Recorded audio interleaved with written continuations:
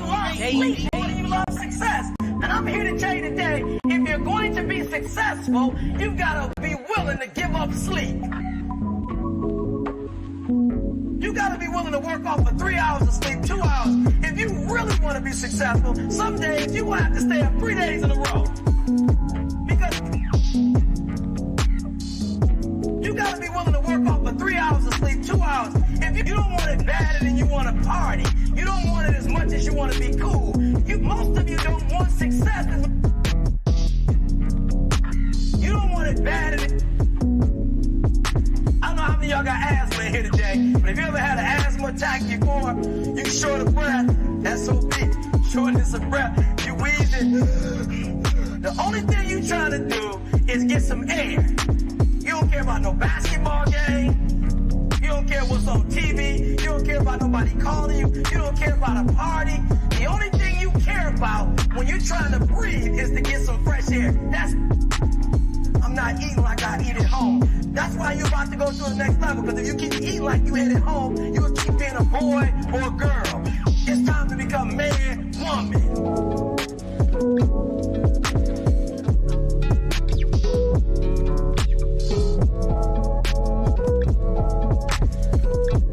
Don't worry about a little pain. Don't worry about a little pain.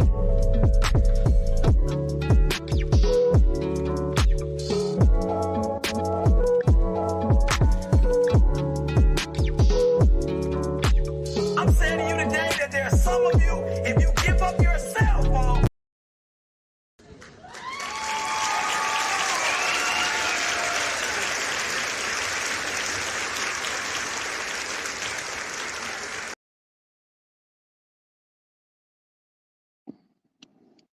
What's up, people? What's up, people? Let me go ahead and move this here. Let me move this here.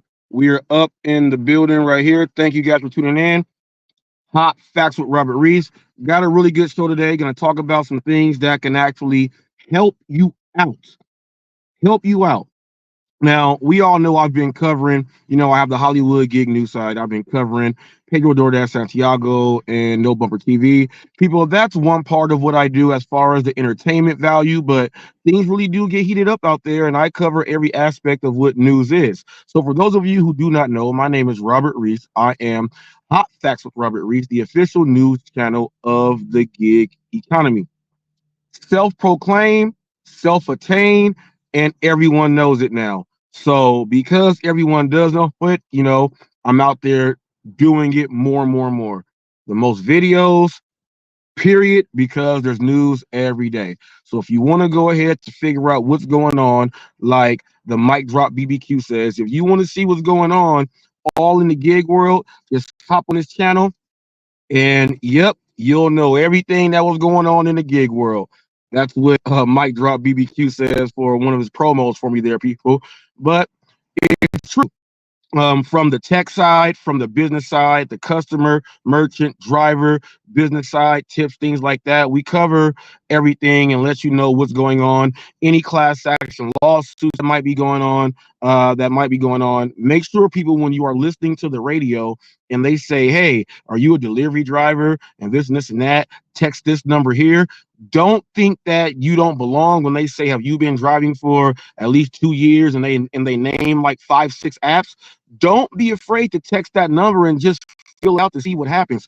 Chances are you did not know that you were actually part of a class action and you can get yourself chipped off as a delivery driver. Now you look at these class actions as, you're pretty much saying, I knew I was robbed and they screwed me out of my money and this is how much I got back. So make sure you don't just, ignore those. Make sure you go ahead and do what you got to do on those. So we talk about everything. It's going to be a pretty great show today. I'm going to give you the rundown on the show. We're going to be going over tipping culture. Okay. We're going to go over, I'm going to have some content creator tips. Okay. I'm going to go over some marketing strategies to help. This is going to help channels anywhere. It doesn't even matter who you are. These things are going to help when I break these things down. And I want to try something brand new today because I want to be a little bit more informal.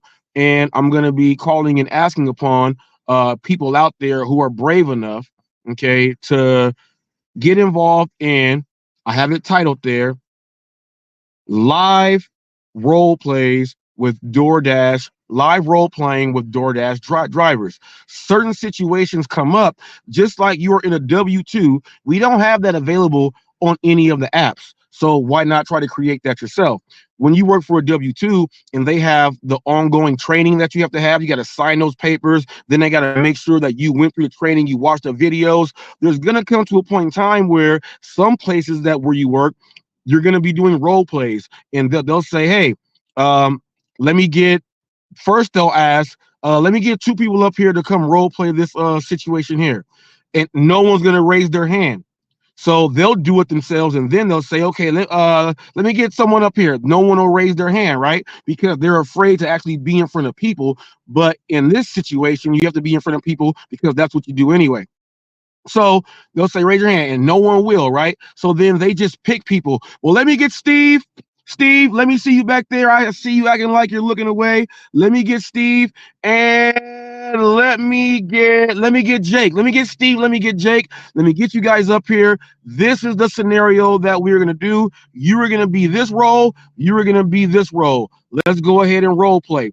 I want to be able to try to recreate some certain situations that happens with DoorDash drivers, Uber Eats drivers, Grubhub drivers, Walmart Spark, Instacart, Ship, Point, any delivery thing that there is. I want to start to be able to create some of the situations that we have so that if it ever happens, you will be better able to protect yourself and know what to do. Because remember, you are your own business, and every business has code of ethics and procedures that you must go through in order to keep everybody else safe.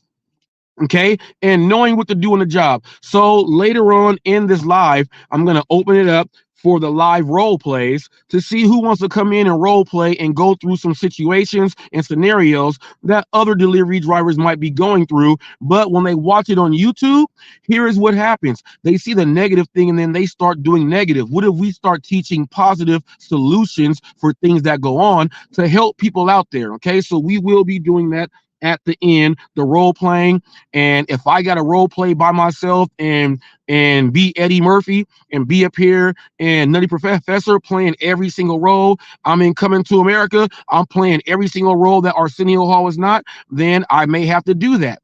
You know, Martin, Jamie Foxx, I may have to go ahead and do that. But the goal is to have participation from other drivers and to show other drivers that we are all in the same gang. Okay, all in the same gang. Now, this first topic that we are going to be going over is going to be, titled the tipping culture. Now, I was just watching Torp's video off of, he watched my video that I put up, and he had some pretty good things to say in that video coming from his point of view on where he is with this whole thing. Now, there is one thing that Torp did not understand. He kept saying that he doesn't understand why I'm using tipping culture. It's not a culture. Well, in the beginning of the video, people, you're going to notice that the conversation that is being held with the gentleman there, they are actually in South Korea. They're not even in the United States. He's over there trying Korean food and Korean beer and different things like that. He's a famous chef here. So he's over there. So he's explaining to them that how in America, because they said we here in America, you would not get tipped much at a place like this. So he hopped in and said, look, in America, everything is service from a stick of gum to whatever else it is. He brought up Starbucks, that they tell you how much to tip first, suggest you how much you should tip before you even have to hit no tip. He went over all of that. Now, he also said that sometimes the tip is going to be worth more than whatever the product is. He said he spent $150 on a tip, and he said never again. Now, they said before service. He said before service. The Koreans in South Korea said crazy. Now, that's where I'm getting it from, Torp. That was South Korea there. I also have done, people, and this is why being a news channel, I have all the videos and interviews that I have. I have gone through with somebody and a couple people in the UK. I have a guy that gets the tip alerts in the UK from putting in service, but he says you have to go above and beyond. That's why he watches my videos to get the tips over there in London. And that's what he does. Okay, that's what he does. What's up, OG Ryder? What's up, aka Peace Ganner Reggae? He's out there in the UK, and he says the people there do not tip. You have to go above and beyond. Now, Rideshare Rodeo, he interviewed Atlanta Delivers. I have spoken to London Eats. I have spoken to quite a few of those people, and they all say they don't get tips. But somehow OG Ryder shows that you can get tips, but your service has to be above and beyond in the UK. Torp, that's another country. I also said in my video, the other US, the UK. That's why I brought up that. That's a culture there. Korea is a culture. Okay. There's people in Australia who I have spoken to. It's a culture there. It's not the same here. The service counts. South Africa. I've spoken with people and drivers in South Africa. Also, different culture there. I've even spoken to people in Cambodia and China, and it's a different culture. The service has to be all the way there before they even think about giving you a tip there. And their culture there is to not even do it. So when I say the tipping culture, I'm speaking worldwide. And then I brought in the US on how these other countries think that we are so spoiled because of our tipping culture. And that was evident when he was telling them that everything is service here, from a stick of gum to no matter what it is you do, everyone wants a tip. And when they said all that before service, they said crazy. So I'm speaking about the whole world and where we fit. Now, we can't change the rest of the world to be like us. They are already how they are. But we got people here. You got to understand, we got military people here that have traveled around the world, their bases, their camps. They've lived in other countries, and they've adopted some of the things that these people do in these countries. And then when they're all done, some still live there because they love it so much. Some come back here and still live. Guess what? You got to deliver to these people who are still utilizing that custom on where they are over there. And then they understand that when they said that America was built, with hard labor and getting all that stuff done, tips came from all of that. So we got people who are just completely old school when it comes down to the tipping culture. That's why I brought that up, Torp. Your video was, I like your points, and everything else there was good. And bam, there you go there. And I want to, ask people, leave a 1 in the chat if you would rather tipping before the service. Leave a 2 in the chat if you prefer tipping after the service. Now, this is a 2-part question, so you're gonna have to have 2 answers on the same line. So it's gonna be 2 answers. So there's gonna be 4 individual numbers up there. Okay, I want you to think about that as a customer. Customer first. Tip before the service or tip after the service. 1 for tip before, 2 tip after. This is for a customer. Second part, think as a driver. Tip before or tip after. I want to look at how these numbers are paired up out there and how people are choosing to decide on how they even do this. I want to get some participation involved with this to go ahead and get it in. All right. So if you are there, leave a 1 as a customer. If you tip before service, leave a 2 if you tip after. As a driver, would you prefer the tip before, or 2 if you will prefer the tip after? Those are the choices. When you get those going, you go ahead and get it done. Me, myself, I have ordered and let you guys see that I put a tip there, and depending on if they follow all the instructions, then I minus $1 off. So I'll start with a $5 tip, and automatically off top, because I know what I do as a driver also. You miss that, bam, it's gone. You can't say that you don't know, because I know, because I do it. That means you ain't paying attention like me. You do something else where it says in there you don't do it, that minus is off.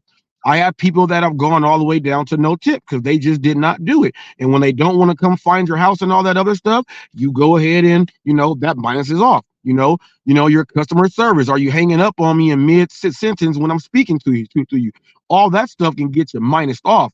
That's what I do.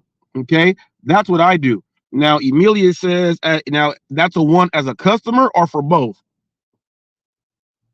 The first, so both. So she says tip before service as a driver, thinking and tip before service as a customer. She just started tipping, y'all. She just started tipping when she became a driver. Let me go ahead and put that there. She understands what the tips do now, but that's why I always ask in my interviews, like when Nova Dasher said, I did not tip at all. He said, I didn't even understand how tipping works. And Nova Dasher said, man, I didn't know tipping was like that. Now Nova Dasher says, I tip at least $10 every single time. When you're a driver, it changes the way you think. That's why I want to get the answer from your customer standpoint, and then your driver's standpoint, okay, and your driver's standpoint. Now, check this out. Because we are a couple, I like to tip in cash also. So if she orders some, I'm normally gonna answer and go do that or like whatever. Anyway, that's what goes on there. But that's why I want to put these up there. Now, we also got to think. I put the video up, and I had the drivers there. I said, this is why the Koreans and everyone else is thinking like this. Now, I played maybe the first 4 clips from the most outrageous delivery drivers caught on tape from my video. We saw a delivery driver acting or pretending to eat the food and do all that. We saw a truck driver at a customer's door having words and things like that. We saw a delivery driver take the food to the door to drop it off, act like they drove away, pull back up because the ring cam shows him, get back out the car, goes and takes the food. A customer tipped that driver before and he stole the food on them tipping. So then you got to think about this. Then there was another one where someone ordered food for some teenagers and the driver goes and yells at them and tells them that he doesn't make money if he doesn't get a tip, but he's yelling at him. Those are all things that's going to make someone not tip and make them not want to tip before the service is done. So when I say these things, I want you guys to fully understand that when I bring these topics up, I am fully prepared with ammo and everything else to prove points about what is going on and why I'm bringing this up. Now, we got people that will go ahead and tip in cash when they see everything that's happening, and it may not show it on the app. They'll go ahead and give you cash. It happens. Cash tips happen every single day, every week. The drivers that don't get them, fix what you're doing. They happen every day, every week. If you do enough deliveries, you can already know how. You can probably try to guess how much in cash tips or even extra on the app, but you do get cash tips almost every day. 7 days in a week, you should be able to get a cash tip at least 4 to 5 days in that week, at least getting a cash tip. All right, it does happen. It is not far-fetched. It is true. I got many videos up that prove it. TFT gets up here. Hulk Smash, John George, he gets them in. We prove it, people. I got a tip for $100 in cash, and I got the video up here to prove it for you guys. It's there. I received cash tips. We got the White House up here. When you do the Walmart Spark, you got your $20 cash tip in the envelope. Every driver likes going to the tip house. We have it here, and people have it there wherever they are too. So we got to start talking about this tipping culture. We have a tipping culture of people being greedy. Okay, we have a tipping culture of people being greedy. You say being greedy. Yes, we have a tipping culture of people being greedy. They expect the tip. They expect so much money from a tip. They expect everything because they say, well, I accepted it, so just give me this no matter what. And look, I'm tired of people saying, well, I'm using my own car. I've been going through this war with these people on here for over 2 years. For over 2 years. That means that people that have that are the business owners that hire you, that means that like they're paying for vehicles and you guys are driving them as company cars. And you guys are complaining about not getting gas cards and things like that from the company. You know what I mean? So, we got people that don't really understand what's going on. And I know TFT go have something to say about this stuff right here. You know, now like Torp said that, it's instead of a tip, it's more of a bid now. Now I understand what a bid. Now, people, you got to understand that in certain apps like Walmart Spark, you can, like round robins, is first come first serve. You see them pop up, you click it. If there's enough time, you can look and see what's there before it comes. Other delivery services have those too for the orders that are coming up. They're pretty much saying, bam, I want to take that order first come first serve. I am saying this. What if, okay, I'm saying, do I have another one up? Let me see. Let me double check. I'm saying, what if, oh, I hit the wrong button. Let me see. No, hold up. I hit the wrong button. Let me see. I don't know. I'll wait. I had to All pull right. over right quick. Oh, I'm all right. not So, active on an order right now, but as all right. far Well, as let me I'm go ahead and concerned, get on. Well, let me get on this though. Before you hop on in, I want to know that, and I brought this up, and I did it with Dash and Q, based upon the driver's ratings that they have on whatever app it is.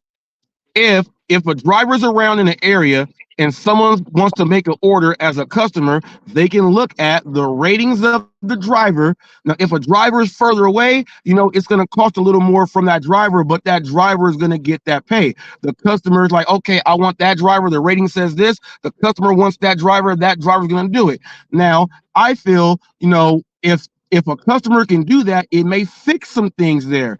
Now, a customer, people, is not going to order 1,000 times at one time. Okay, that's not going to happen.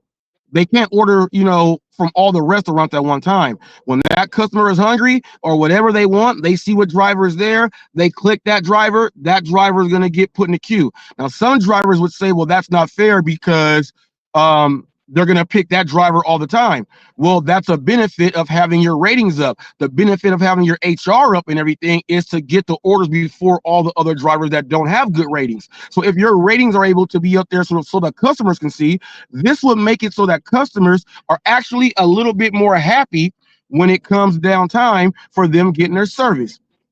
Now, TFT, let me now. I know you about to say something, so go ahead and just lay it all out. I don't even know where you about to start. no, this is what I'm talking about, the tip and stuff here. Yeah. I've said many times before, and I'll say it many times more, I'm sure. Me personally, when I order food, I tip $1 per mile from restaurant to me, wherever the restaurant is. So automatic, they're getting that regardless. Now, if the customer checks all my boxes, uses good customer service, communication, and make sure that if I ask for napkins, they get me napkins, they use hot bags, they take care of my food the way I would take care of theirs, they go get extra. And depending on the value of what I order, that extra will range from as little as $5 to as much as $25. So on average, like when I ordered my wife her capriotti sandwich, that restaurant's 8 miles from me. That driver's automatically guaranteed $8 tip, just because I'm a driver and I know what we go. If they check all the boxes, bring me my food the way it's supposed to be, and use all the equipment and keep the customer service on point where it's supposed to be, I'll give them another 10 cash. And I've done it many times. I'll do it many more. But that's my way of tipping. It may not work for everybody. Not everybody makes the same kind of money. I understand. It's like what we got spoiled with due to the pandemic is those big fat upfront tips. It got a lot of drivers spoiled, a lot of drivers entitled to thinking that that's what they deserve 24/7. It ain't like that. you cannot run and entitled that I'm entitled to $50 a mile or whatever, or $50 per trip, $20, $30 per trip. You can't think that way. Because if you do, you're going to alienate shit tons of regular customers.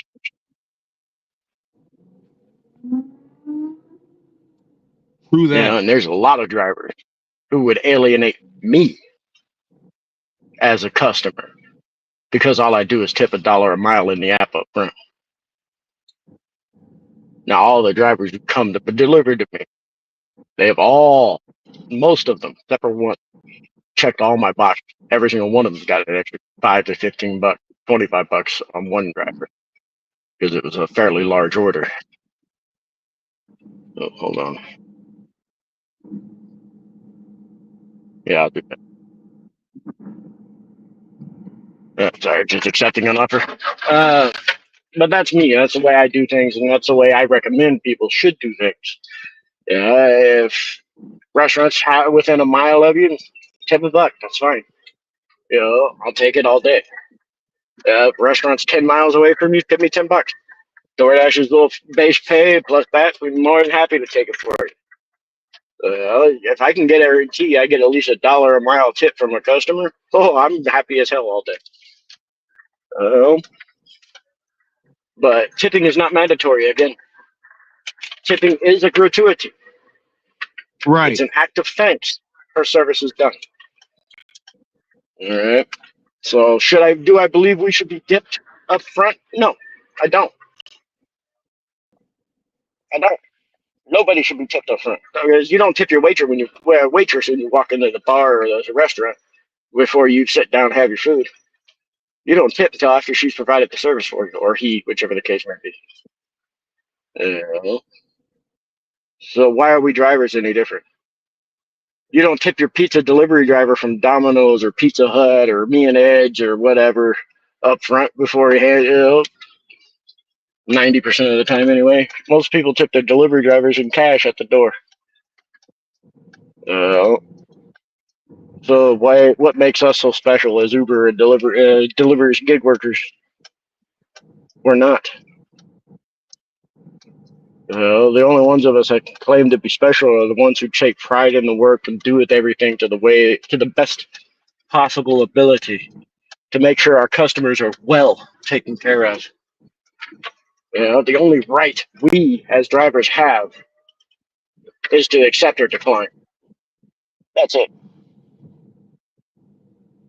You don't like what you're getting on your app? Then, well, find a new app, or sorry to say it, go back to a W-2.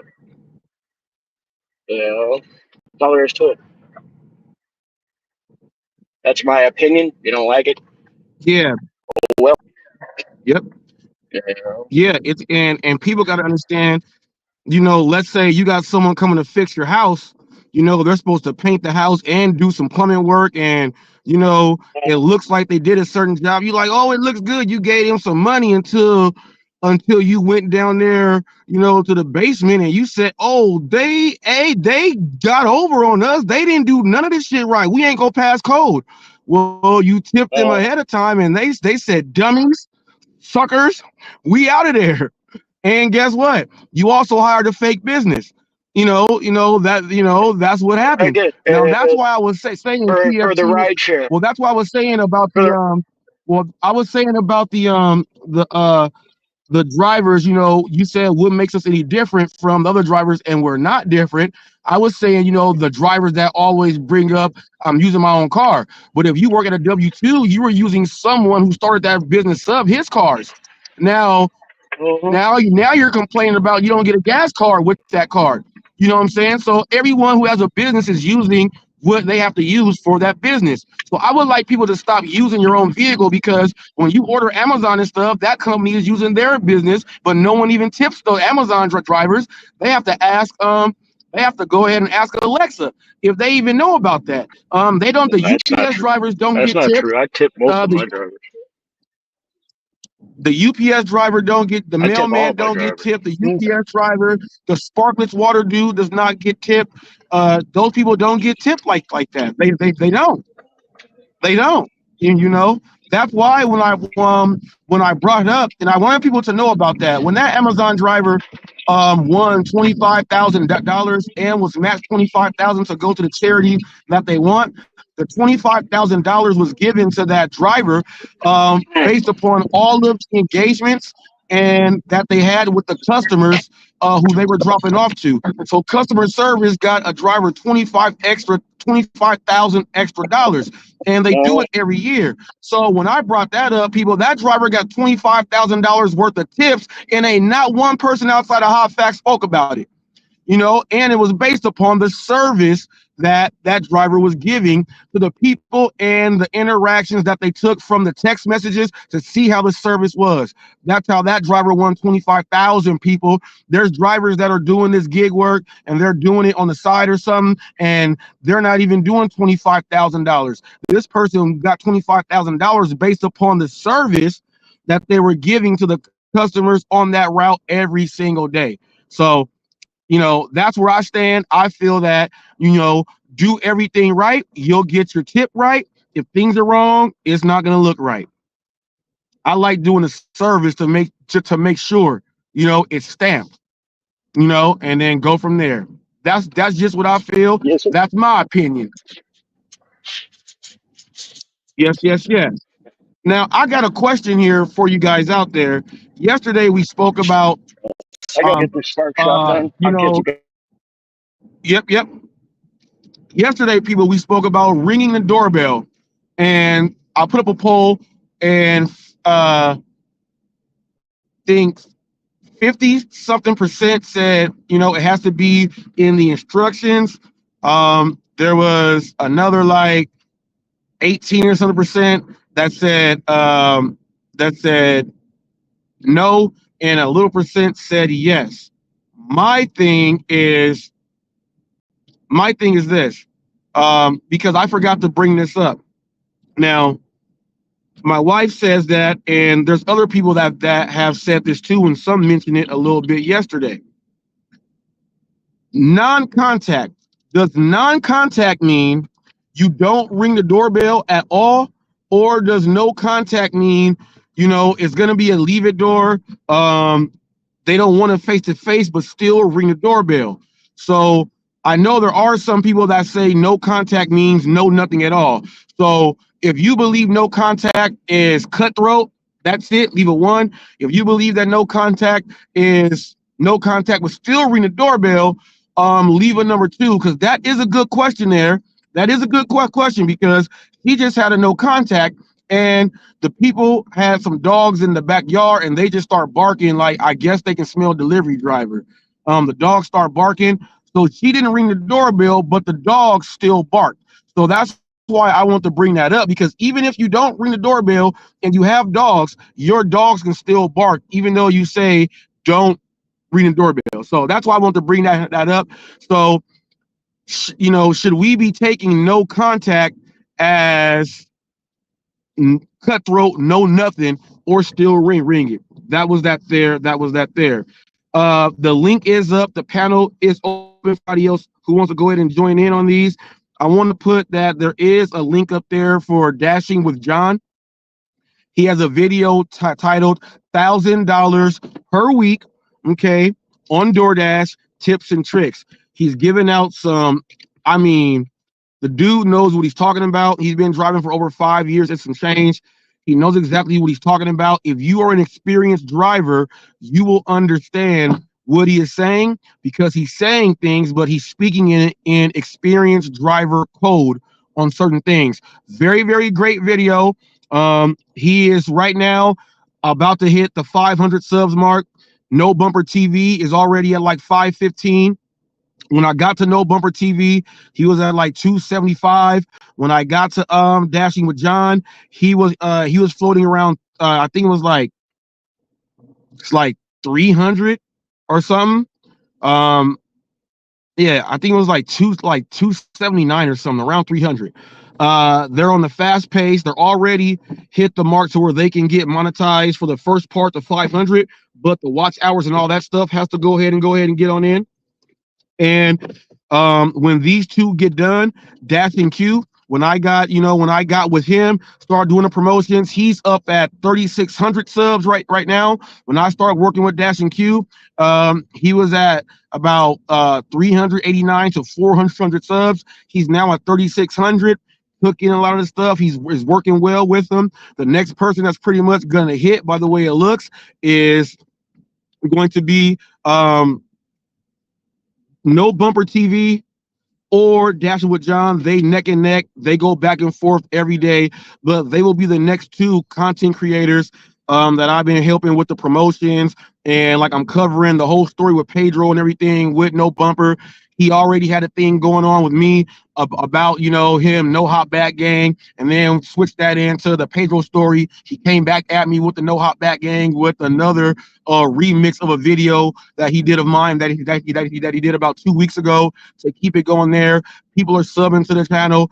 So I'm going to have pretty much in the next couple months, maybe like the next month and a half, I'm going to have a total of, well, actually, with the Doordash Revolution at 1.16K subs. I already have 2 with over 1,000 from the help with HotFacts and what I do with how I help you guys out. I'm about to have 2 more there. So I'm going to have a 4-team roster of people that I help to get over 1,000 subs without going and super chatting and thinking my channel is going to grow, all by promotions, word of mouth, and letting people know what they're all about all the time. That's why Dashing with John link is up here. He's getting it in. And in the videos that I have, I'm putting the drivers videos and their links to their channels in my videos of the ones who I'm helping out so that they can grow. So we're on the rise, people. I'm trying to get my first 5 people. I'm trying to get my first 5 people to get to 1,000 subs. And I have a couple more people that I'm going to try to work with. And I have a big project that I have planned to work with Dashing Diary, not DoorDash Diary like Billy Coop, Dashing Diary. He has 1,000 videos and only 300 or something subs. So I got to figure out what the problem is with that. Why does he have 1,000 videos and only 300 subs? So we're going to go ahead and get to that. And that's why this next topic right here that we are getting into, people, we're going to be getting into, I have all my clips here, my titles here. We're going to get into content creator tips. Okay. So let me go ahead and get right here. Bam. Let me hit it. Is it going? There we go. Content creator. Remember, Gemma? Okay, it's tripping. StreamYard tripping. Come on, StreamYard. What are you doing? Don't go away. All right. So we're going to get into content creator tips. Okay.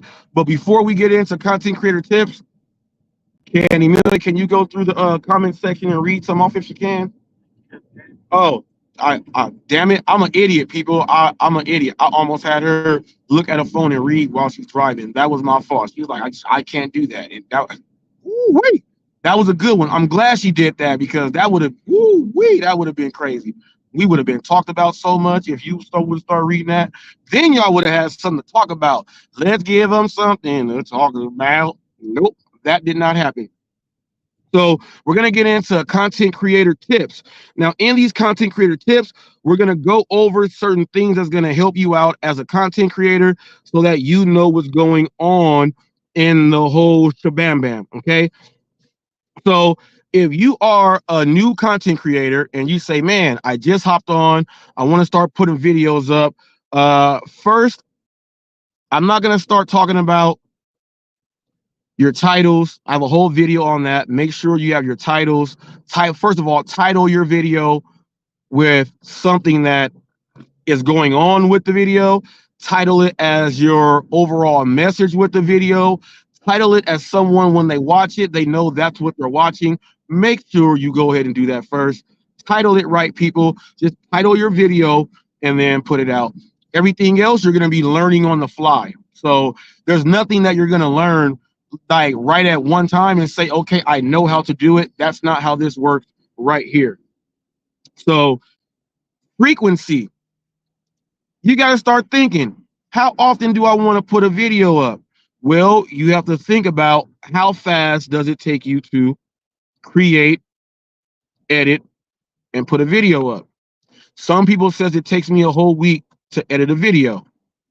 Some people say I can do 2 videos a week. Some people can say, well, I can do about 3 videos a week. Do it like that. Some people can do 4, 5, 6 in a week. Some people do 1 video a day. Okay, you get that in. They don't do shorts. Some people don't do shorts. Some people don't do live streams. They just do videos and they'll do 1 video a week. Okay, there are people like myself. I put up in between 8 and a high end, if I'm on one, let's say 20 videos. In between about 8 and 20 videos a day. That's pretty much what the averages are for my whole existence being here. There's other people like, let's say, Pedro Doordash Santiago. He puts up at least a video a day. And when he does his motivational Wednesdays, that's 2 videos there. And then he does maybe 1 or 2 shorts. So that's 3, 4. And then he does maybe about 4 collabs. So that goes into about 8 videos a day that Pedro Doordash Santiago is doing also. So you got to understand the frequency on how you want to go ahead and get your videos on out there. Okay, now you got to think about the types of videos you want to do. What I mean by types of videos, these are tips. Figure out if you want to do shorts, if you want to do videos, or if you want to do live streams, and figure out the process on how you want to go ahead and get those things done right there. These are just tips, people. Me and myself, let me tell you how I utilize my videos so people can get a better understanding on how I do it with the news source on what's going on out there. I do, and I have to put here community post, CP. I do a community post, okay? I do a short video that's gonna go off of that community post or vice versa there. From that, I do a standard video like how I did my video earlier on the tipping culture. We're talking about that on the live now. I did a community post on the tipping culture. Okay, so I do a video. Then I do a live stream on the exact same topic that I'm doing. I do it that way because some people's attention span is only meant for the shorts or the reels. They can get the information they need from just that. Some people may want to get a little bit more information, so they may want to watch a video. Some people may not want to watch a video because they say, well, the video wasn't good enough because there's still things that I want to be able to ask or I want to hear. So then they'll watch the video, then come over and watch the live. So every video that I have, there is pretty much a community post, a short, a video, and a live going on each one. So when people say, well, we don't count your shorts. Why are you counting your shorts? The shorts coincide with how I put my videos up. You have to know what type of videos you are using, the frequency, and how you are using the videos. Everyone is not the same. So if I know that there's an audience out there that don't like to watch videos, they only like to watch shorts, why would I not do that same topic and make it in a short form? Not make the whole, like just one part of the video. Why would I not make the whole video, figure out what I can put in 60 seconds of information to get there so that person can receive it without having to do anything else. I make sure that my engagement and the people that come to my channel, they're going to have an option on how they're going to engage with my channel. These are just tips that you may want to think about. Okay, you may want to think about. Okay, now as a content creator who is getting on, you got to start thinking about your watch hours. There are people that are just doing shorts only, like No Bumper TV. He sees he's getting subs, but he's gonna get all those subs and not have any watch hours. Now he asked me when my premiere was up. He was like, I see 3 people in here right now, and then it jumped up, and then throughout the whole time the videos come in because after. He said, I can't do it. Do it. When he does his lives, he'll stay on for like 16 minutes and then put it private. He's thinking that if there's not a lot of people there, I'm not gonna have it on there. He's not knowing that those people that are watching it concurrently with you that whole time are putting most of your watch hours in over someone that's coming in and dropping out. So when you see like maybe like 8 people in, and it's always 8 people in that whole time, that many watch hours went in for that whole video. So you got to make sure you are doing your live streams and your videos, not just short videos, because in order to get monetized with short videos, you got to have like 10 million views on the video, which you guys see. A lot of you guys can do it. A lot of people around the world can do it. So don't think you can just hop in there. I'm making it short, and that's what's happening. You got to do that with having other things that go in there. I have a video how to get monetized on YouTube 2024. Go ahead, check it out. I break all those things down there. Okay. So you got to make sure you get your 4,000 watch hours and your 1,000 subscribers. And there's other levels of monetization that where you can start selling your own products, your clothing. You have to do a little bit more to get it all the way in. There's levels to how this stuff works. So you got to make sure you are getting your watch hours up. Get your watch hours up by making your videos, okay? Make videos. This is what I did, people. I did shorts, but I made a video and a live stream to go along with, so I'm getting watch hours at the exact same time, okay? You also got to understand there are other ways to get your watch hours up. If you have smart TVs in your home, if you have smart TVs and you have tablets and other cell phones in your home, you don't have to be logged in to YouTube to have videos, to have things or people watching your videos. Just put your smart TVs on a timer, have them cut off, and just put your videos on a playlist and let it go through all of them. Go to your tablet. Sign out of your YouTube. So it's just like you're just on YouTube, just watching. Sign out of your accounts and just go type in your videos in the playlist and let it run by itself to make sure you're going to get your watch hours up and have it go through that. This many people are watching it all the way through, so you get there faster.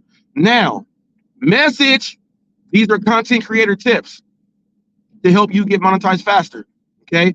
Now we're going to get into these creator tips and we're going to get down to marketing strategies. Okay. We're going to get into the marketing strategies.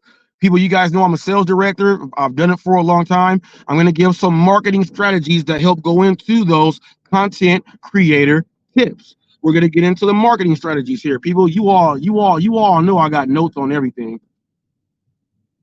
All right. So we're going to get into the marketing strategies. There's different types of marketing strategies out there that you are going to have to use in order for your channel as a content creator to do what it has to do. A lot of people say stay on one platform. I'm gonna just go out and say I got like 14 million views worldwide, all on social media with all my platforms combined. YouTube is 4 point something, and it goes with all the rest of them to get all those other millions in. Use other platforms. I have a Nightbot.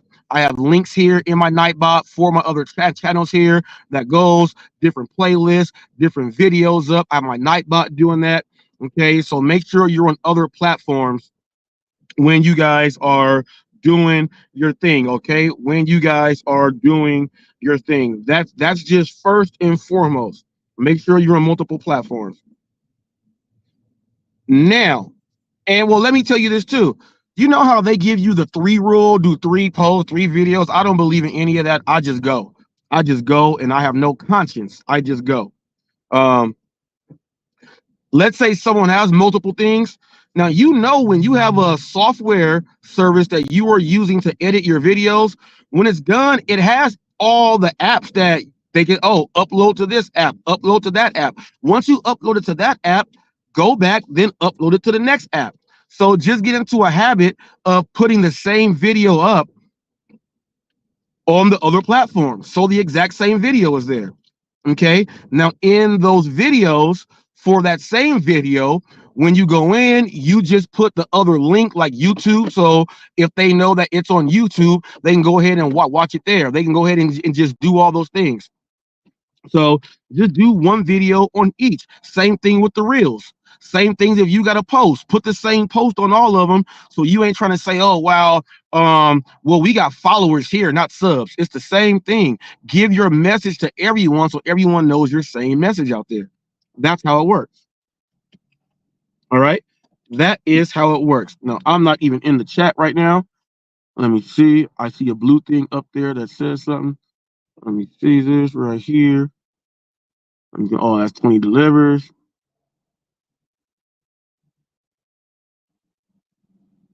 Let me see. Reading Rainbow. I'm not reading that. Have you seen any? I'm scrolling too.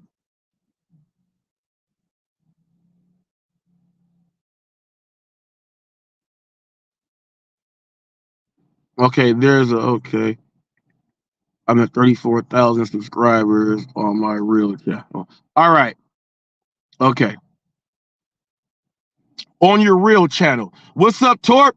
Torp, I'm clicking that link, Torp. Tomorrow, I'm clicking that link. And Pedro's putting a video out. Let me give a dropper out, people.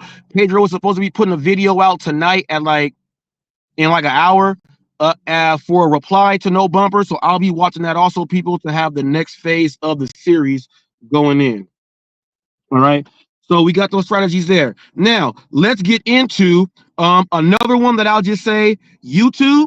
You can what's up, Ghost? What's up, Ghost? You can on YouTube, people, you can actually pay and have your videos going in rotation a little bit more. That's what Side Hustle Addict Van does. He pays for it on all the different platforms. He pays the money to get his more videos out there. That's what he does. You can do that on YouTube too. There's nothing wrong with you putting money in on YouTube to have them saying that we can get at least another 50,000 people involved, or sending it out to another 50,000 people to see if they click. That's what Side Hustle Van does. That option is there. And you can also pay Google to have it ran like that. Also, you can do that for your regular websites and things also. Okay. Another delivery. So you can do that also.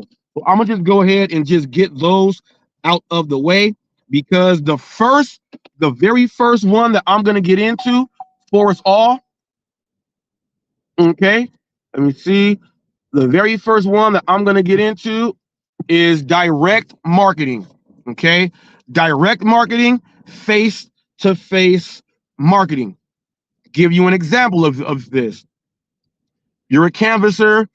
You sell newspaper, windows, solar. You're looking for people to get their house painted.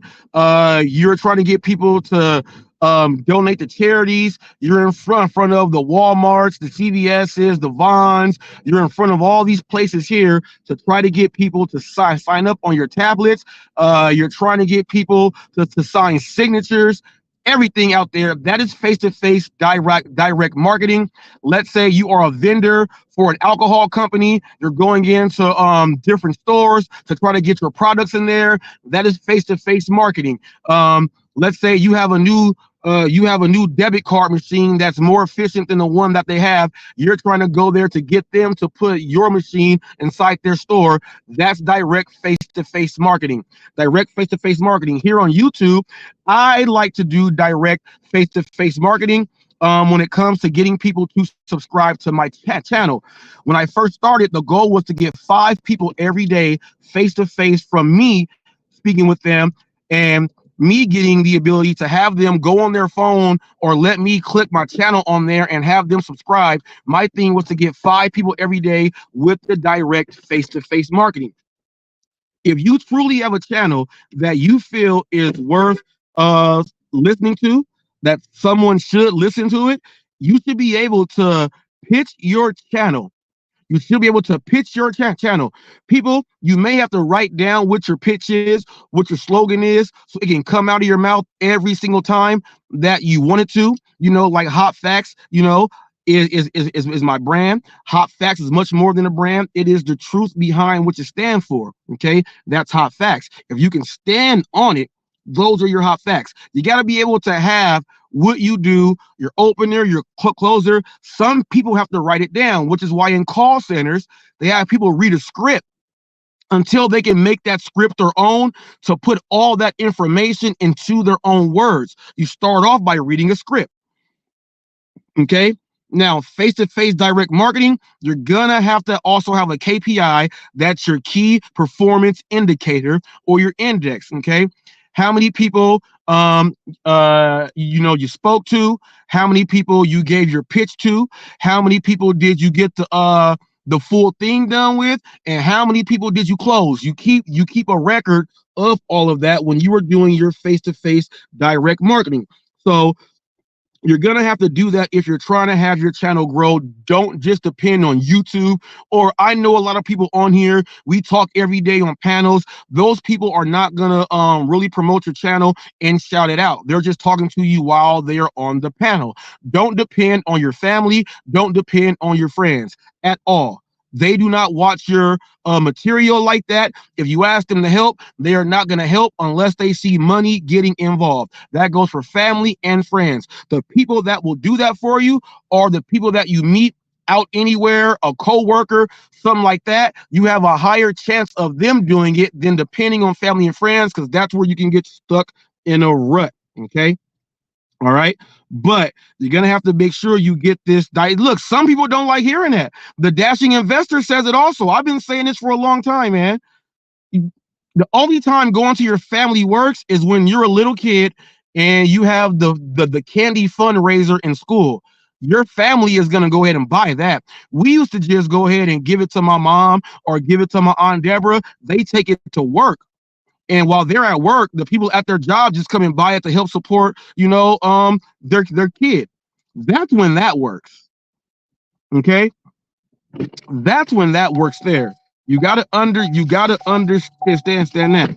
But this face-to-face direct marketing, you're gonna have to get yourself pretty good at that to get your word out. And if you're not doing that, it's gonna be hard for you to move to the next level. You got to be able to move. The next thing that goes with the face-to-face direct marketing, people, is self-promoting. Self-promoting. People make jokes about me. They say, well, I'm promoting myself more than HotFacts. Self-promotion. My altercation at the Taco Bell, I was self-promoting because they had a live stream on, putting me on their live stream. I was self-promoting. I did not care. I self-promote anywhere I can, people. Make sure you guys go ahead and become a Hot Crew member if you have a channel and you are a content creator, man. We got the Mic Drop BBQ. We got WWCS. We got Hulk Smash. We got many other more people out there that are doing the damn thing. Go ahead. Make sure that you join up. For $9.99, I go to work for you.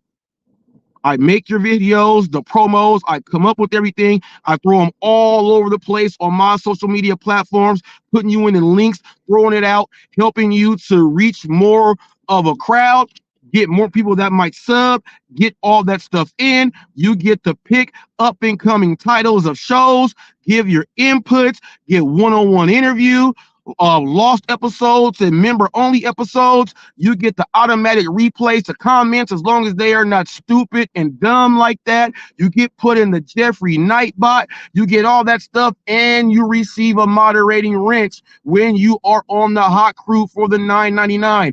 I go to work for you. I'll look at your videos and take your videos with fair use, and I will create a video and an ad based upon what you are saying and how it's going on to make sure it really happens. I also do the collaborations in the short videos. I do the collaborations with your shorts because my shorts get a lot of views. So that brings attention to your channel because it says who the channel is. And then when you go ahead and look inside your analytics in the YouTube studio, you can go down to remixes and see how many remix views you have. And so you put those views into your total as other views of people who are watching your content also. So I do that all for you as a Hot Crew member. And you are also a moderator when you are a Hot Crew member. That's how you go ahead and get that done. Self-promote, self-promo as much as possible to give value and show value to people out there. Show and give, either or. That's how it works. You got to be able to self-promo. Now, I talk a lot. That's a lot of practice when it comes to speaking. They're different tones: high, mid, low, happy, sad, angry, depressed, excited, different faces. I speak a lot and do these things mainly because all my career and my jobs, that's what I do. And I'm an athlete. for life. You go through so much competition and putting yourself up out there that all you know how to do in life is compete. So you compete, and that's what it is. So that's what it is. So you got to be able to self-promo and get it in and get all this practice in so you can deliver at any time. And I'll explain why. You could be somewhere, let's say on someone's panel, someone's watched your channel and they want to ask you a question and they're going to ask you a really good one. You got to be able to understand, articulate, put it out, and represent yourself just like that. You got to be able to do that. You never want to get caught in a pickle, as Kevin would say. Let me tell you something. He had the best Fire Marshal Bill impersonation, by the way. So you got to be able to self-promote. I'll give you guys a spoiler. I'm going to be doing a video with Hulk Smash, George John. I'll give you guys a spoiler about it now. You see how I'm doing my thing for Tony Delivers, and I'll get into his part of the marketing. I do it for all the gig apps and everything else out there. We're going to be doing an overall breakdown of the Gig Wars app. It has about 7,000 people that download that app. There's many users out there. So just like how the drivers go and give good things about Doordash, Uber Eats, whatever app you are using to try to get people to join the app or try it out to see what's going on, George George Hulk Smash and I will be going over the Gig Wars app. You know, he'll be going over, he's going to be the expert on this because he participates in many wars. He knows it inside and out. He'll be going over as the expert. I'll be asking questions and, breaking it down, the user friendliness of it. He's going to be letting people know how it can help you as far as the delivery driver to make more money. He's going to talk about the simplicity and things of the app and all that other stuff like that, so people can go ahead and get it. Now that is an app for the gig world there, but George John is the expert. No one's done it yet. No one that uses the app that's a content creator who participates in these wars, no one really has done it yet. So instead of, just the gig people in the gig world saying, well, there was a war and this is how it went, well, George will be able to get out there to people how the app works and why it's fun and everything. So we're going to be doing a live stream of the Gig Wars app, and doing that. And that's marketing, people. That's marketing right there. So he, as a user of an app, will be putting something out on a live stream on the Gig News channel that helps market the app that he uses frequently while he's doing his driving.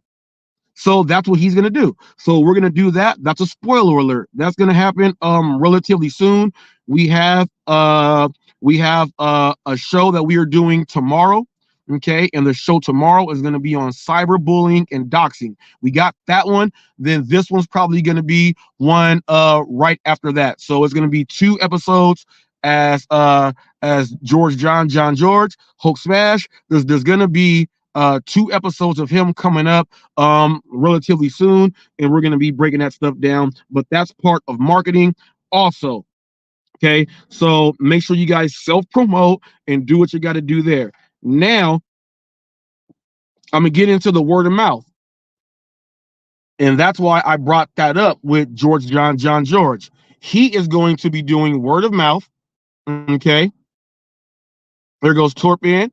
Let me go ahead and get him in.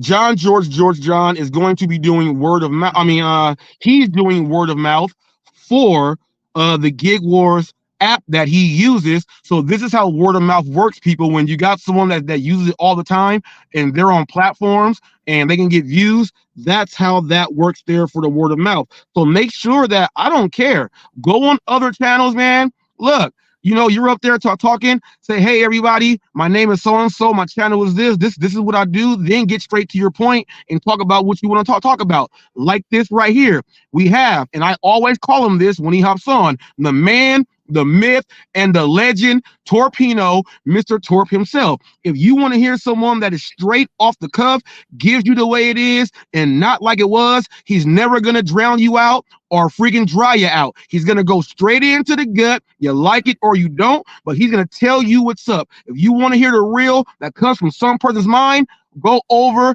to Torp's channel and tell him Hot Facts with Robert Reese sent you over, people. Now, when I told you guys, I practice a lot, people. I can promote anybody right on the spot, but make sure you do things like that because that is word of mouth. Now, my next one here before Torp gets in here and starts to tear it on up, aggressive marketing. And I'll explain what aggressive marketing is, and you see Tony Isles right there. You got to be aggressive. Now, Tony Isles created his own app, took clients from the drivers who are on DoorDash, Uber Eats, and Grubhub. They go through him on his own app. They go to the site and they order their food through him, and he goes and does the damn thing. All right. He don't have no promotion out there, none, period. All he has is the newspapers out there in Seattle and things like that, but there are no drivers. There's nothing coming from the gig economy of people trying to help promote him. When you type up his names, all you see are the stories coming from the news people. You don't see nothing else going up there, not even no videos. So what did Hot Facts do? I start doing Tony Isles videos. So now mine are the ones that pop up there when he's there. I just got another one that just popped up there. So every day people are going and typing his name up on Google, and all of my videos and the SEO speaking great about this guy and giving promos are gonna be there. So people are gonna have to click on my videos to get a little bit more about Tony Isles. I'm being aggressive. He did not ask me. I'm forcing it on there so he can pay attention. I'm writing him on Instagram, letting him know what I'm doing. I'm doing all that stuff. I'm doing all I can to get this guy's attention. But whenever he types his own name up on a search engine, he's gonna say, dang, how do I have all these videos? They're pumping me out. I got like 8 different type of promo commercials saying different things. Guess what he's gonna have to do at one of these points?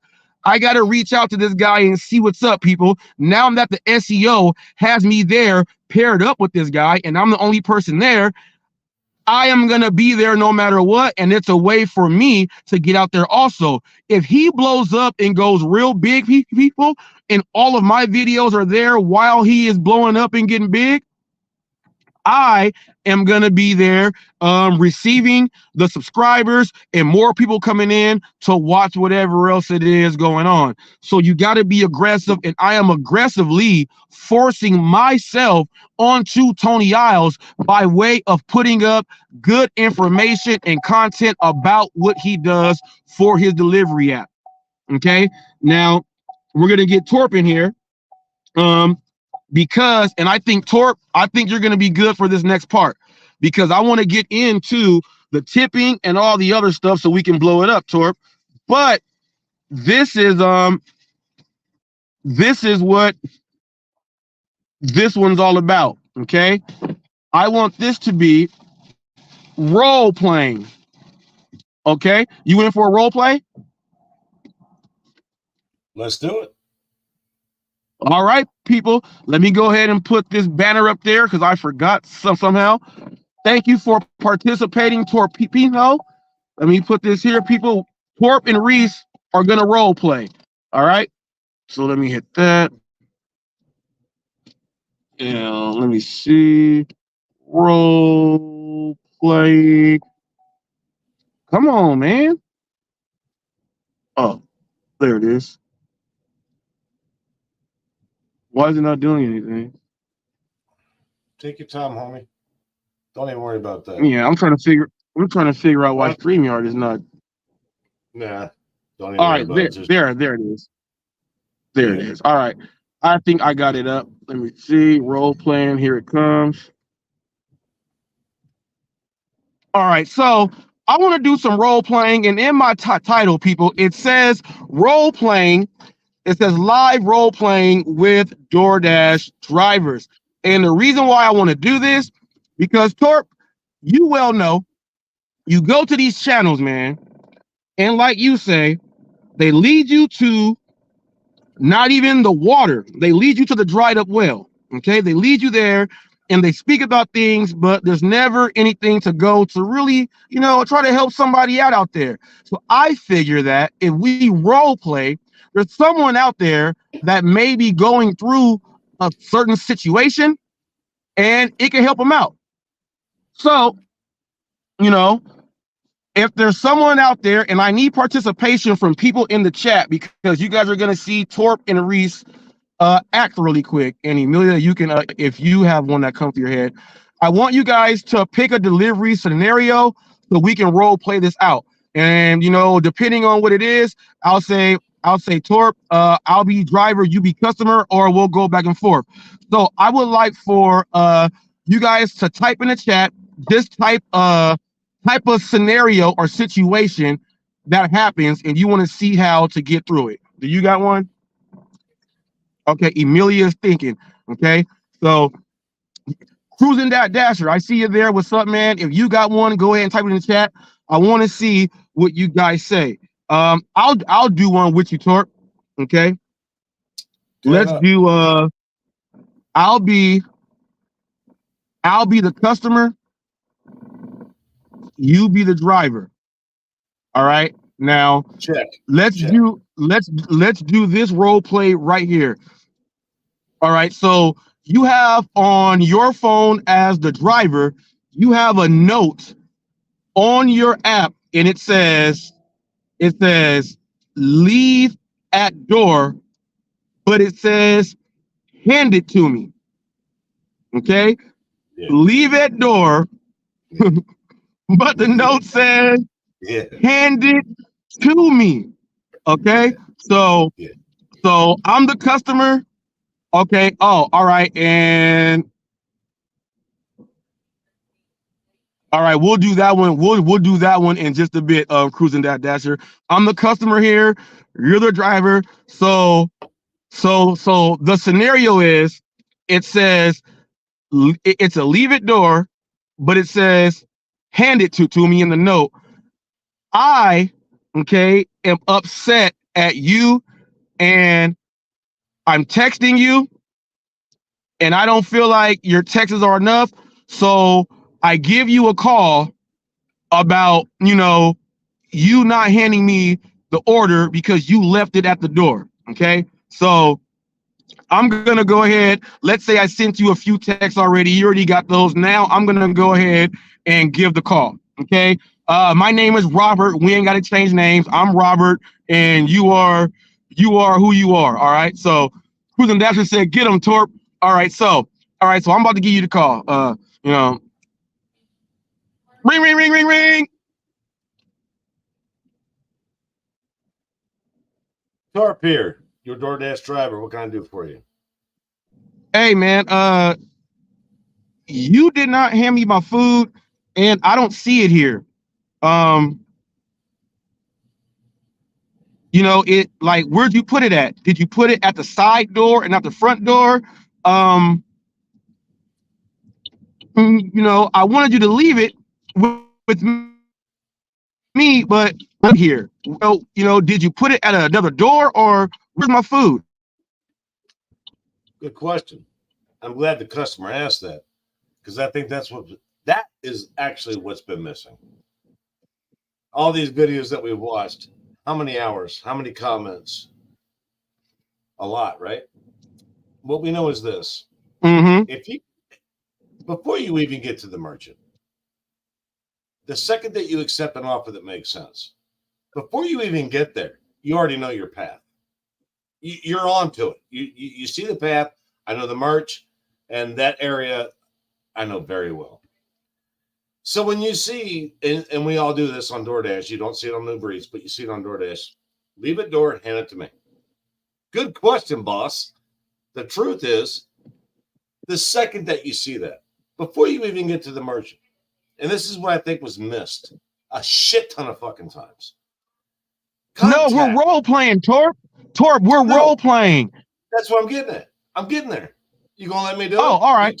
You're long-winded. No. Oh, you're leading up to the role play. Oh, okay, yeah. I got you. No. All right, I got you. I got you. That's my fault. I apologize. Yeah, no. A couple clip notes, no big deal. You know me. I'm long-winded like you are. I am. Okay.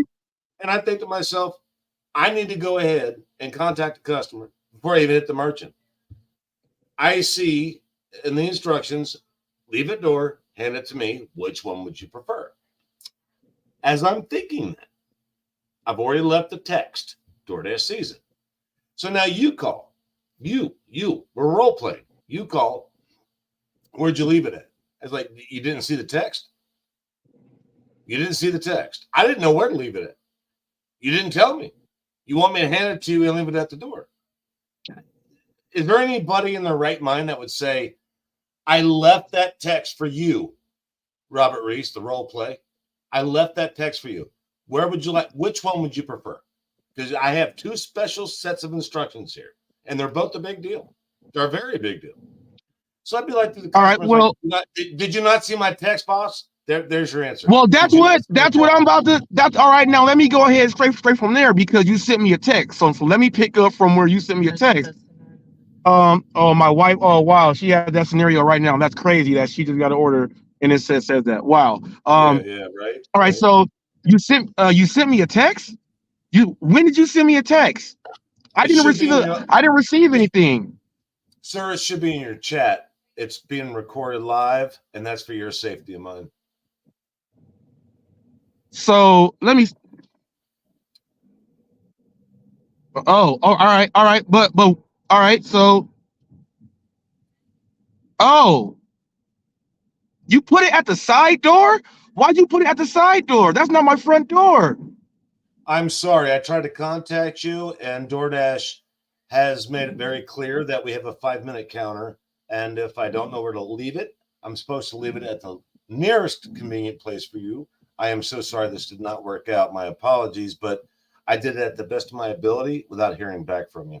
Man, but I left you a note that says, hand it to me. Why would you leave it and not hand it to me? I got crazy neighbors and dogs around here that run loose. Why wouldn't you hand it to me, man? Because it also said leave at door. That's what I was trying to imply to you that I didn't understand. And since you didn't get back to me in that time frame, I had to do what DoorDash instructed me to do. Man, you the first driver that ever did that. I'm gonna call DoorDash. I welcome you to that, and I appreciate your business. On that note, I am driving, which is dangerous to text and drive, but I would like you to know this. I am so sorry that this happened to you, and you might want to contact DoorDash in another fashion, which is please let me fix my instructions to where it doesn't say leave at door and hand to me. And I do wish you a good day. I truly do. Oh, that was really good. Oh, hold up. That was really good. Oh, are we in a bad zone? Corp, are you there? Yeah. I go through this all the goddamn time. That's the only reason I'm speaking to it. It was a good question. I'm sick of it too. It's ridiculous that they won't let these goddamn customers just update their instructions in the proper way, or at least show them how to. Because we're still getting these all the time. Hand it to me, leave at door. Then you ask them, and they don't respond. It's like, Jesus Christ, man. I mean, contract violation away from a customer not being able to update his instructions. So I would say to you, Robert, as the customer, I'd be like, I understand your plight. I can't see how this app even works sometimes because it jacks me up. So I understand your plight is jacking you up too. I'm just trying to do right by you, and it's not always possible. And it has nothing to do with the customer or the driver. DoorDash will not let these customers, update their app on the special instructions. And it's a really big deal because I'm still getting those ones to this day, talking to the customer, you. I still get those to this day to where it says contactless delivery. I'm like, oh God, here we go again. How old is that? That's pre-COVID. I'm like, damn, can we not update that? I contacted a customer today after a 20-mile drive for some unknown money. That's not what this is about, so I'm not going to mention the money, but it was a 20-mile drive one way. Do what you want with it. It's not the point. I got there. My first response was to someone like you, Robert, as a role player. I said, here's what I had to do. I had to decipher between the glitch, the unupdated app, the code writers that can't find this problem. And I deal with this a lot. I'm trying to make my customers happy per the customer and DoorDash and keep my platform alive on your platform. And it's almost damn near impossible sometimes. I'm like, I have to do the math here. I have to be the one to figure it out. Hold up, man. I'm in the You're warp asking me zone. why- and I'm now in a you're warp asking me zone. why- Now Hold you're up, asking me wait. why I left at the side. I gotta wait till I get out Because- this. I gotta wait till I get out this area. Maybe It's just because like you for didn't tell me somehow not this to. is weird. You lose your Wait, signal I'm not again, gonna man? say nothing because wait, it sounds like RoboCop. Hold up, I gotta get out this area really quick. You lost For your some signal again. reason, I don't know what the Sam Hill blew over. This is like a I ain't never seen this happen. This is regular zone right here. This is like, it goes back online. I'll be right back because you got. hold up. No, you're good. I get it because I got the problem myself. But yeah, you got some signal issues on me. But, yeah, get that out of the where it's at and put it back into play.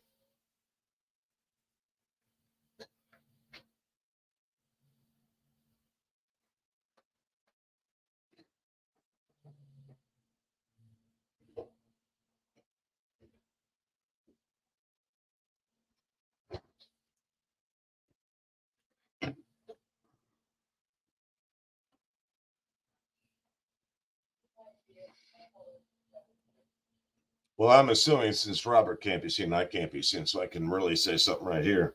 This reminds me of one of those situations to where Dashing Trader, one of the people on here that likes to sell you all these fucking great stories and show you how beautiful he is. All right. So I'm good now. I'm good now. That was a good job, Torp. That was a good job that you did because you did everything, and people, if you were watching, I brought up some things. I told him that the other drivers don't do that. He explained that it says leave it door. After I said I'm going to contact DoorDash, he said go ahead. He explained that right, and that's what you do. We got some people out here that will turn into hotheads and blow that whole situation to smithereens. I mean, they will blow it up. And people, that scenario happens all the time. That's going to be one of your most frequent scenarios that you're going to be going through if you are. Damn, boss. Your signal is bad out there. I get it. No, I ain't knocking you. I'm just, the signal sucks. You're in a fucking black spot, dude. That's what they call it here on DoorDash, a black spot. In other words, it's dark. You can't hear or see nothing. Phone goes dead on DoorDash. Yeah, that's a fun day for a new driver. Let's see. Leave it door, hand to customer. Can't get a hold of anybody. You're driving your fucking balls off. Oh, yeah, I got all this food. It's getting cold. Jesus Christ, what am I supposed to do now? All right. Damn, this thing going nuts right now. StreamYard is tripping. All right, you did a good job there, Torp. Oh shit! It just it reloaded. Yeah, I'm good. I'm good now. I was in like, I don't know how that black hole came. Like it was like that was just bad. That was weird. But that was a good job. You went through everything good, and when I said I'm gonna call contact customer support, you handled that well. For those of you out there, you gotta handle things like that because some people would have blew the spot up, pour it up, and it would, you get deactivated. So that's one of the most common situations that you're going to have. Leave at door and hand it to me, and customers not paying attention to their phone, which was me not paying attention. I had to go look and check and see, like, damn, he put it at another door because he didn't tell, I didn't tell him where to put it at, but I was still trying to go off to hand it to me. But that situation happens all the time. Now, Cruising Dasher threw one up, and he said, delete my first scenario. He wants to do this one. No gate code and not answering the phone. Oh my goodness. No gate code. All right, which role do you want to play on this one, Torp? That's an easy one. That's super easy. Actually, this is a short answer. I'm glad you asked, but it's a short fucking answer. It's really short. You ready? Yeah. All right. Which person are you going to be? Which one you want to do? I want to be the driver in this one. All right. You want to be the driver? All right. Yeah. All right. Bet. Okay. Bet. So Bet. all right. So the scenario is no gate code at the gate. Now, here's the thing though. Let's kick this up a notch. Let's say it is 9 p.m. Okay. Let's say it's 9 p.m. and the traffic has slowed down from people entering the gate. So like you could really be stuck. You know what I mean? So let's throw in like 9 p.m. is when this is happening. Okay. Let's throw in 9 p.m. Now, what am I ordering? Someone out there, throw out what did I order? So that can be what Torp has in his car. What did I order? A pizza. Okay, a pizza. All right, a pizza. Let's do a pizza. All right, now I ordered a pizza. All right, I ordered a pizza and wings. All right, I ordered a pizza and wings. All right, so that's what I ordered, and no gate code, 9 p.m. And let's say it's taken like 15 minutes for someone to even come to the gate. And let's throw a twist on it. You left the food at the front leasing office. Okay. So we got 9 p.m. waiting too long for someone to come drive through the gate. And you left it at the leasing office. And that's where I have to go walk around forever to try to find my food. So we're going to do it like that. So I'm going to give you a call right now and we're going to go from there. So let me see. Tear it up. Ring, ring, ring, ring. Torp here, Doordash driver. I'm here in the complex, but I'm having trouble with the code. Are you here, or is this a gift? Oh man, you know what? I ordered this food for my girlfriend. I'm not there. I'm on the way trying to get there. I'm getting off work. I ordered it for over there because that's where I'm going to be going. I don't have the gate code. You have to wait for someone to let you in. I started my clock at 5 minutes, which DoorDash provides for me to keep everything expedited. Everybody gets their orders in a timely fashion. The only issue that I have is if this was gifted or it's not for you specifically and you're on your way, I do have to drop this off, and they gave me a 5-minute clock in which to do so.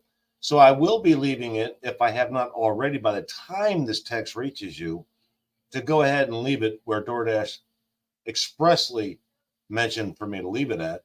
I'm sorry if this is an inconvenience. Dang, so you're saying there ain't no cars coming in at all? Like you don't see no cars at all?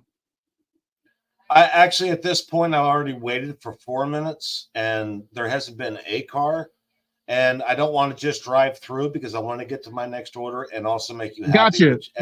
Gotcha. Yeah. Let me do this. Let me go ahead and call her. She should be home. I don't know why. She should be home. She should be home. Let me go ahead and try to get in contact with him. Let me go ahead and try. Now, while I'm trying to get in contact with her, Torp, you are getting aggravated because it's taking me like an extra 4 minutes to even get back in contact with you, and you are just being nice to have me on hold. So now we're back on the phone. I don't know. She's not picking up the phone. I don't know. Understood, but DoorDash is giving me 5 minutes. When that clock runs out, I have to leave it in a safe, secure location. I do hope you understand, and I do apologize for the inconvenience. Hey, could you stay? Could you hold on? Let me try it again. Hold on. Now at this point, Torp, I'm the customer and I'm trying to get in. I'm texting her and she ain't answering nothing, and I get mad and I just hang up on you. You don't know what happened. Okay. You don't know what happened, and you left it at the leasing office. So now here is the next call that you're gonna get from me. All right. Now this call has a three-way. So she called me and I called you so that we're both on the phone because she just lied and said some stuff, and I'm calling you because it's at the office. Now, hey man, she said the pizza was at the office and it looked like somebody ate a slice of the pizza or something, man. She in the background, yeah. Who told you to leave it at the? Who told you? Who told you to leave it at the office anyway? He told you. He told you what to do. Now this is where you got to come in, Tor, because now we're both on the phone, and I'm like, man, how come you didn't just wait? Wait for a car. Now here you go. But What you gonna do, Tor? I am so sorry. I had a 5-minute time clock that DoorDash put me on, and they're pretty strict about that. And I do apologize again for the inconvenience, but I had to leave it at a safe location, and I felt that the leasing office was probably your most secure location, other than your apartment, which I cannot get to due to the fact that I did not receive the code. I am so sorry. I thought you guys, man. I thought you guys can wait for a car. You can wait. I ordered the damn food, man. I ordered it. It was supposed to get to the door. You talking about ain't nobody coming in the gate, but I paid my money, man. Why you didn't just wait? Why you didn't just wait? Now see in the background, I told you, and I know he ate the pizza. Again, with the 5 minutes, I am so sorry, but they give me 5 minutes. If it's not picked up or dropped off within 5 minutes, I am required to leave it at a safe location. Again, my apologies. So what can I do, man? Because I got a pizza that somebody ate out of. I'm not gonna eat it. I don't know what the hell what type of disease they got. I don't know. I don't know what's up with my pizza, man. Do I get my money back? I mean, what's up? At this point, I would suggest, sir, that you go ahead and contact DoorDash support, get a refund.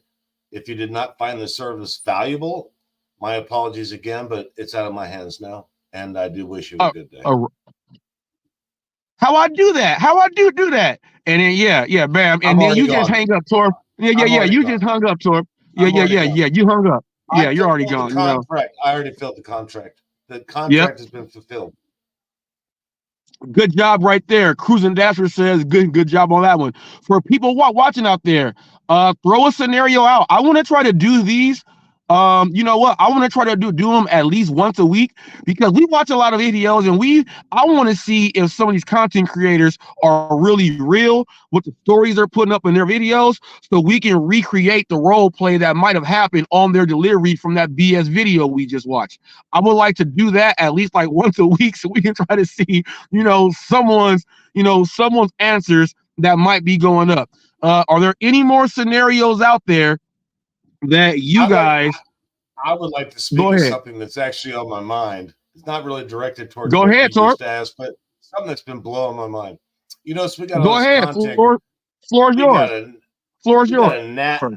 We got a nasty amount of content creators out there, and your channel. So everybody knows this watching, or that will see it later, will know what I mean by this. These content creators make this sound as if they can tell you how to get this done, how to do it, what's the best way to do it. And as I've been doing it for the last 3.5 years, I've noticed one thing.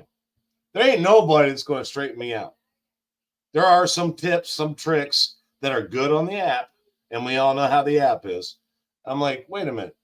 How the hell are you going to tell me this is going to work? Like, no tip, no trip. I know that was an inside joke. Don't run with it. Don't do that with it. It's a universal joke at this point. No tip, no trip. It's so sideways. It's like, here's the deal.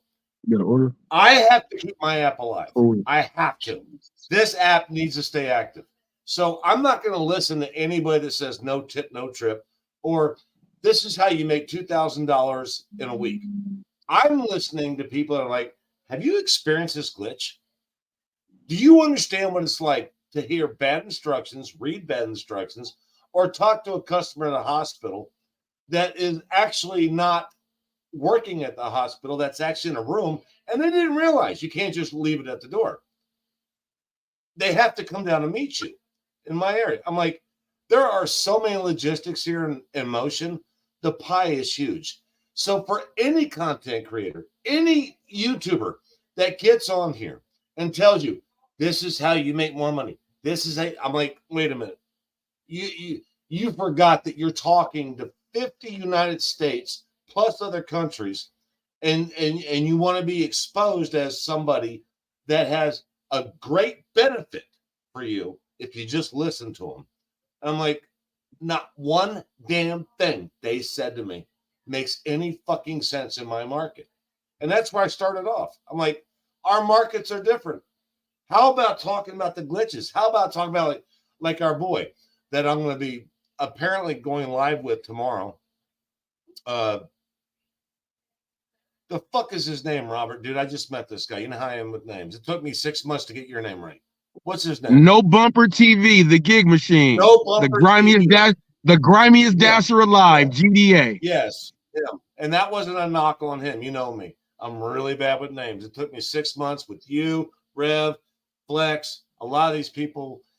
It takes me time because I have to give a fuck what they're saying to begin with. And I'm like, there's so many people, right? So I'm like, going down this road, learning how to do this. I'm like, then I got caught up in the drama. So when you asked me about role playing, I was like, I'm all about that. And I'll tell you why, Robert. I'm about role playing because that's what the fuck we're doing. We're role playing. Put yourself in somebody else's shoes. It's like, hey, do you do this or don't you? Have you dealt with this or haven't you? What are we talking about? You just hate me? Or you just want to hate the idea that what I'm saying relates to you, but you hate me so much you don't want to hear about something that relates to you? Hate is a strong word for a reason. Nobody gets the fucking point with all the hate involved.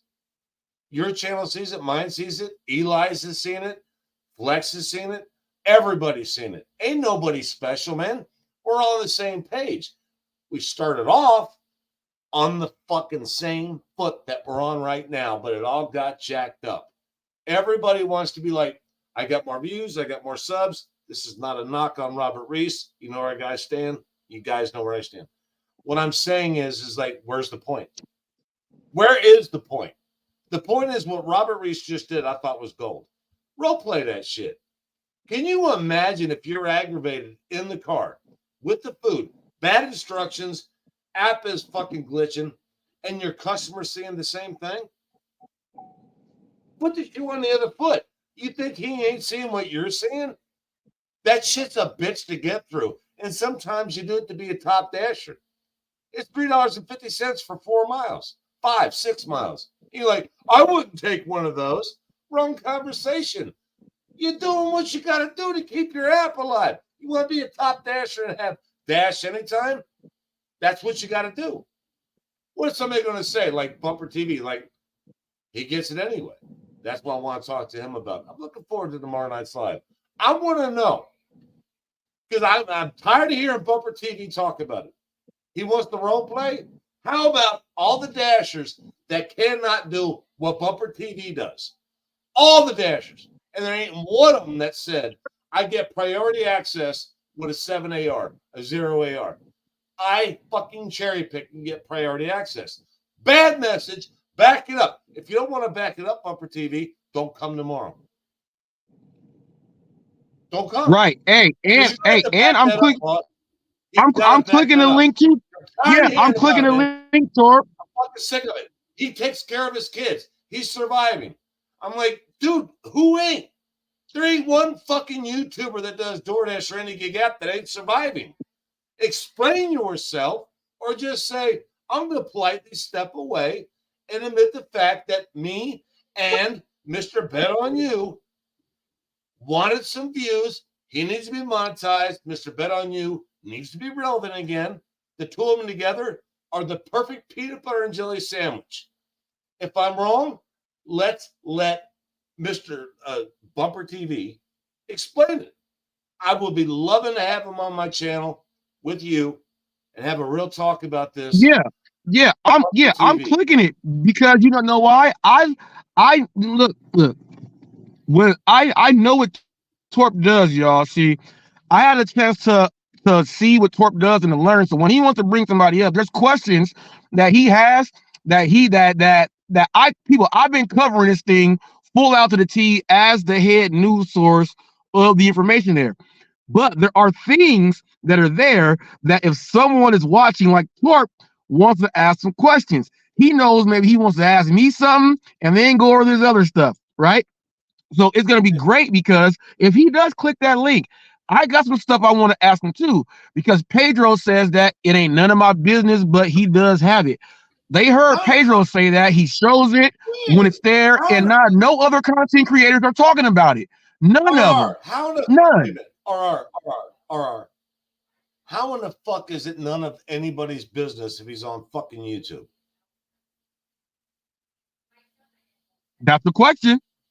That's a question. That's what I say when these people get mad. Why are you putting this video up? You know, you made the Hollywood gig news because you're on YouTube and I can see it. You know, don't you love that shit? We're trying to debunk this fucking video that he did with Pedro. You know, let's not forget this big old fucking camera. Checking back at it twice. Is it rolling? Before I do this with Pedro, I gotta make sure it's rolling.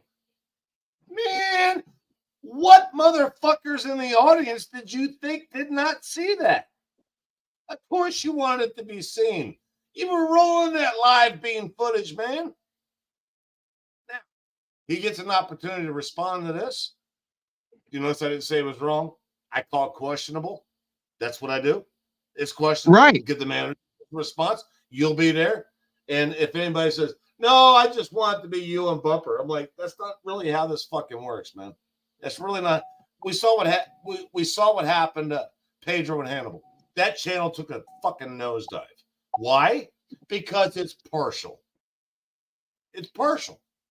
You gotta be impartial. Right. Let's get Bumper TV in here tomorrow night, and let's wax this idea of whether or not it was real or not on the idea of what I already think, which I haven't expressed yet, what you think, which you haven't expressed yet, but you've given some indications, which is why I am totally inclined to follow you to the next point, because I've watched you for over 3 years, and the year and a half that we've spent together has been nothing other than blissful, because Robert Reese does one thing, and he does it on a constant basis.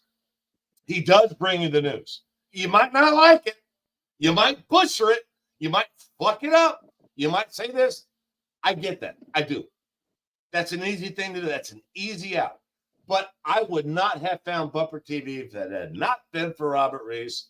And just one day, one time, I would like for somebody to say, I don't agree with Robert Reese says, but I wouldn't have known about this unless I listened to Robert Reese. And that's where it fucking kicks you in the rubber part. You're like, I thought I was the man.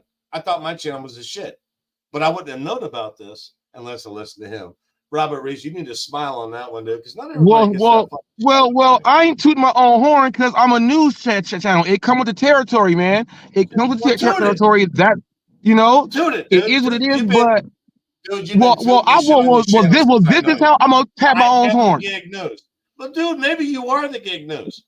Just take credit for it, dude. Calm down. Well, I'm about to take credit right now, Torp. Let me take credit, because here's what you guys got to understand. No matter what you guys are saying, I'm the only person that has the complete series all the way there.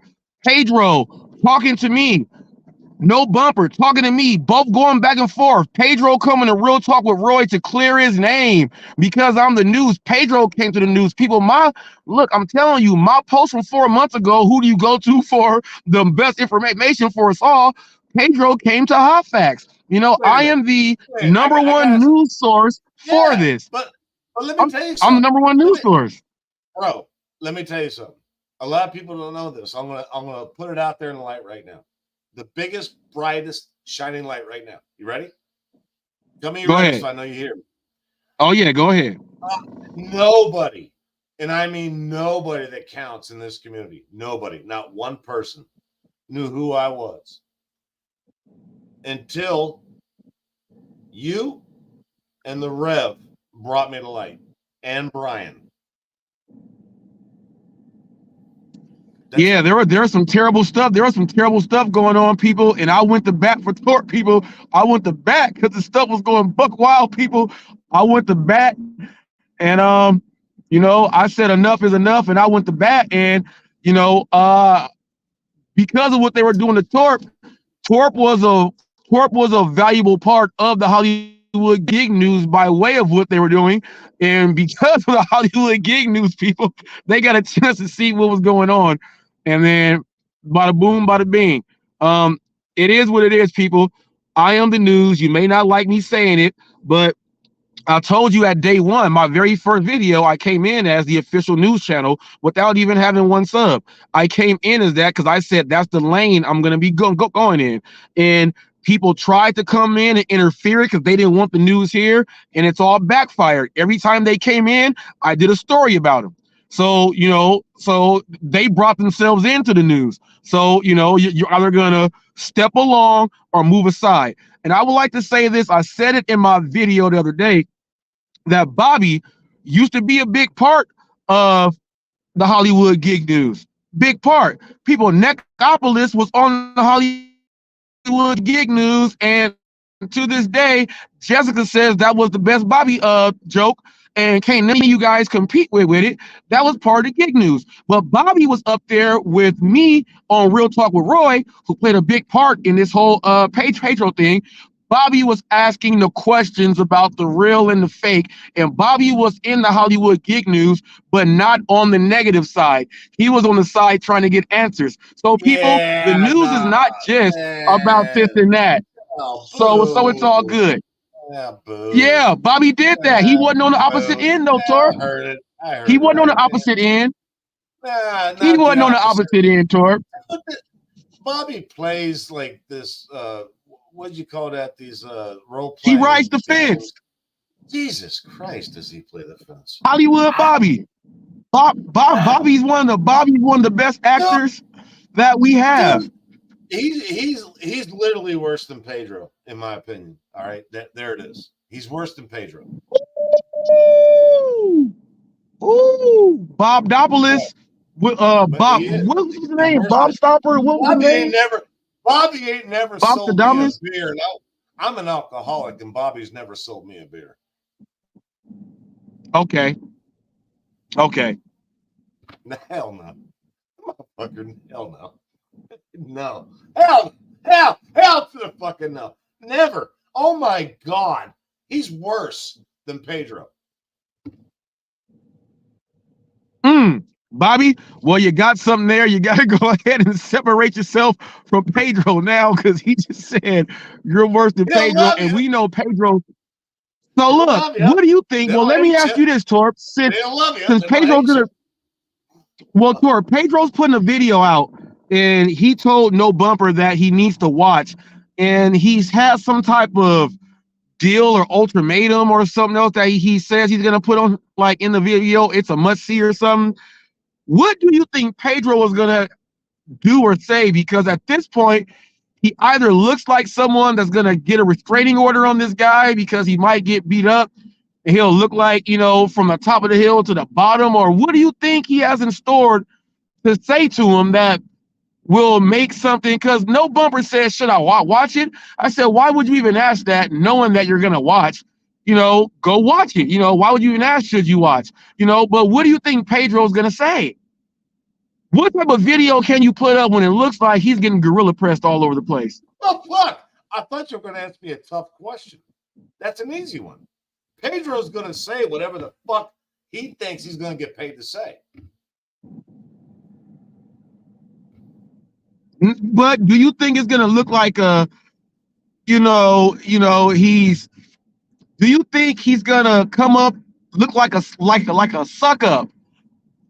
suck up, just Pedro got, because I can't see him coming aggressive. No, Pedro got played at Glitchgate, and I think that is it Bumper TV? Bumper TV. I'm not trying. Yeah, no Bumper TV. No Bumper TV. I think he's about to find out. My suspicion is he already knows, but that's a suspicion. I want to let him talk to us, me, whatever it might be that night, tomorrow. I want him to speak to us about this. We don't know. We're assuming. I don't assume. I want to get the man's feedback. He already said on my comments in one of my last two, whatever the fuck it was, video short poll. I asked him. He came back and said, let's do a live tour. That's what everybody wants to see. That's what they're asking about. I'm like, well, I'm going to back down from a live. I didn't want to ask him about it because that would make me a presumptuous cock, like a Pedro or somebody that's like, look who I got. Look who I got. No, motherfucker. That he needs to show up in the middle of your live out of nowhere. He just needs to show up unpronounced and just be there. That's real. Yeah, he comes up in my lives and in my premieres in the chat. He does that. I want him to go ahead and click the link. Oh, I got a message for, because I know he's watching. No Bumper TV. You know, you're coming in and, you know, you're telling me you don't know how I can do the videos like how I do them and all this stuff. Let me tell you something that you're already shooting yourself in the foot. And I'm dashing with John. This is some information for you guys to keep also. Now, both of you guys are doing videos and putting songs with Tupac and Jay-Z and doing all these songs. You guys are not monetized right now, and people are liking those videos and the music that's going in. Once you get your 1,000 subs and you get those 4,000 watch hours, they're gonna ask you a question: do you want to monetize all videos or select the videos? If you hit all, and let's say you have all these videos that you guys are putting up with all this different music that's copyright to these other publishers and everything else there, you're not going to get paid anything from all those videos. Are all going to come up red. You would have to actually go back and remove all the music, mute all the music from all those videos, and know which videos you put all that music in, so you can start gaining revenue on all those old videos. I never came in here using other people's music because I'm part of ASCAP, the American Society of Composers, Authors, and Publishers. I have royalties with publishing and everything else like that. I didn't come in using anybody else's stuff. If I'm going to use someone else's, I make sure I get it cleared first. Getting it cleared means you have to do your business and go, you have to send them notification and things like that. And they have to say yay or nay. So when you do get monetized, all these videos that you're using all this other music in and not, you're not going to get paid anything for those. And you might be one of them channels that have to delete all your videos and start from scratch because you're not going to be making anything because everything's going to be there. Necro was watching my live yesterday on his channel, and there's my brother's song on there. Necro had to go ahead and remove that song because there's a different publisher along with us on there. So he would have to remove that in order for that whole 8-hour long live to get monetized. So no bumper, know that before you start talking. I like that, but just know this. I need to cut you off right there because I got your point solid, but I got to ask you a question on this because you brought up a solid point, and I think everybody needs to hear about this. This is a good, solid fucking point, and you'll agree, I think, maybe, in the next 10 to 15 seconds, if I'm right or wrong. Why the fuck I ain't monetized? I got the subs, I got the views, I got the watch hours. What's up? Well, you said something happened in the past, and therefore, there you go. Now, from my understanding, it's a lifetime thing, but you did say that they sent you something in an email that said you can go ahead and get it back. That's what I know. That's all I know. Let me ask you this then. With that said, I ain't knocking you, bro. That's not what I'm here for. You know me. I do it in a video. I ain't no pussy. You know that. You know that. You know that. This is as real as it gets with me and you.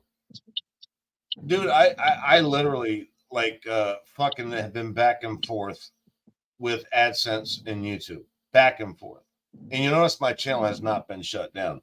I need to say this out loud. On your channel, I think it's the best place to do it. I can do it on mine, but yeah. The thing is this.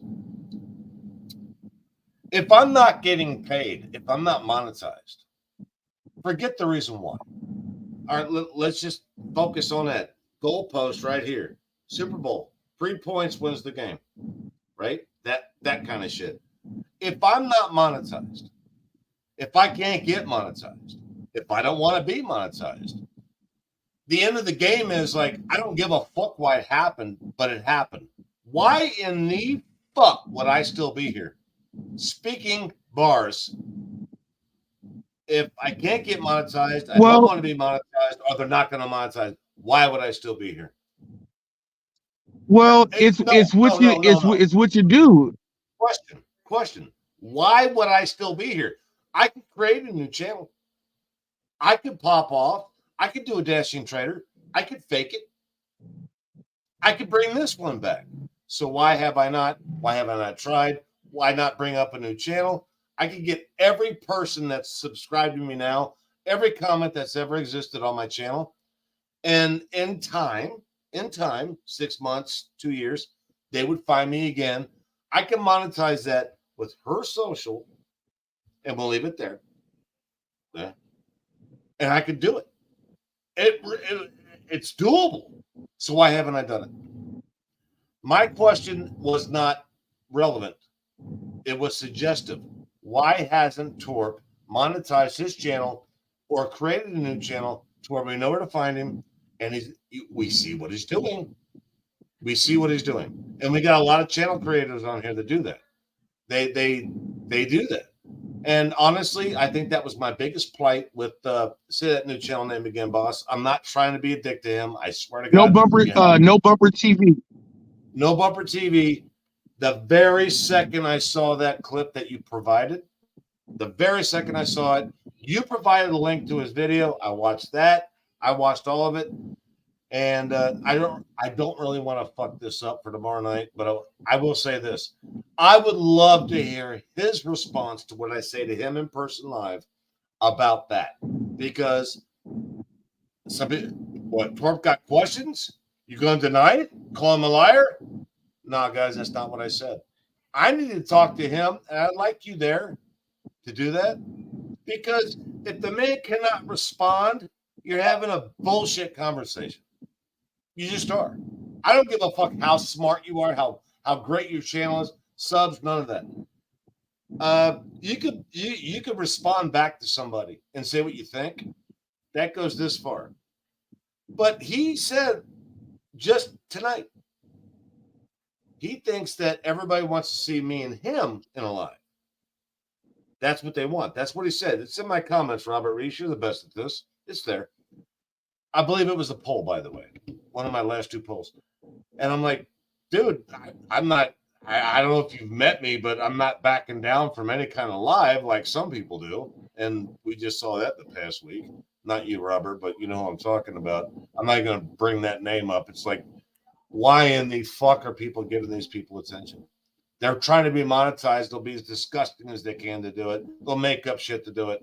Robert Reese, you're still living that life. And to a lighter note, Eli is too. That's going to strike a lot of nerves. But Eli is defensive because he's been on the defense. He put himself in that position, though. Let's not forget that. Yeah. He wasn't being a life coach and they got attacked. He was attacking people as a life coach. Why in the fuck does he not understand that? It's okay, though. I cannot control the mentality of these people. What I do is call it out. And poor Eli, you know, I don't want to make this whole live about that, but poor Eli, man. It's like, you know, we make those jokes about the small yellow school bus. The problem is that Eli believes that he's in charge of the school. He's a superintendent. He's a principal. It's like, and he doesn't even look at his channel and say, well, as a businessman, I fucked this up. I blocked everybody that hates me. There's some that you need to. Granted, some, yeah, let's go there. Some are just, whoa, dude. No. But the other ones that just have this poor opinion about you, man, if you don't, Eli, this is out to you. If you don't let that live, you're dead in your mind. Your mind is dead. You don't understand YouTube, even though that's what you preach about, that you know about, that you understand, that you can help people with. That's not a coach, dude, because your channel is not an example of something that works. I'm done. Sorry. Well, no, hey, I ain't got nothing to say. But, he has been super.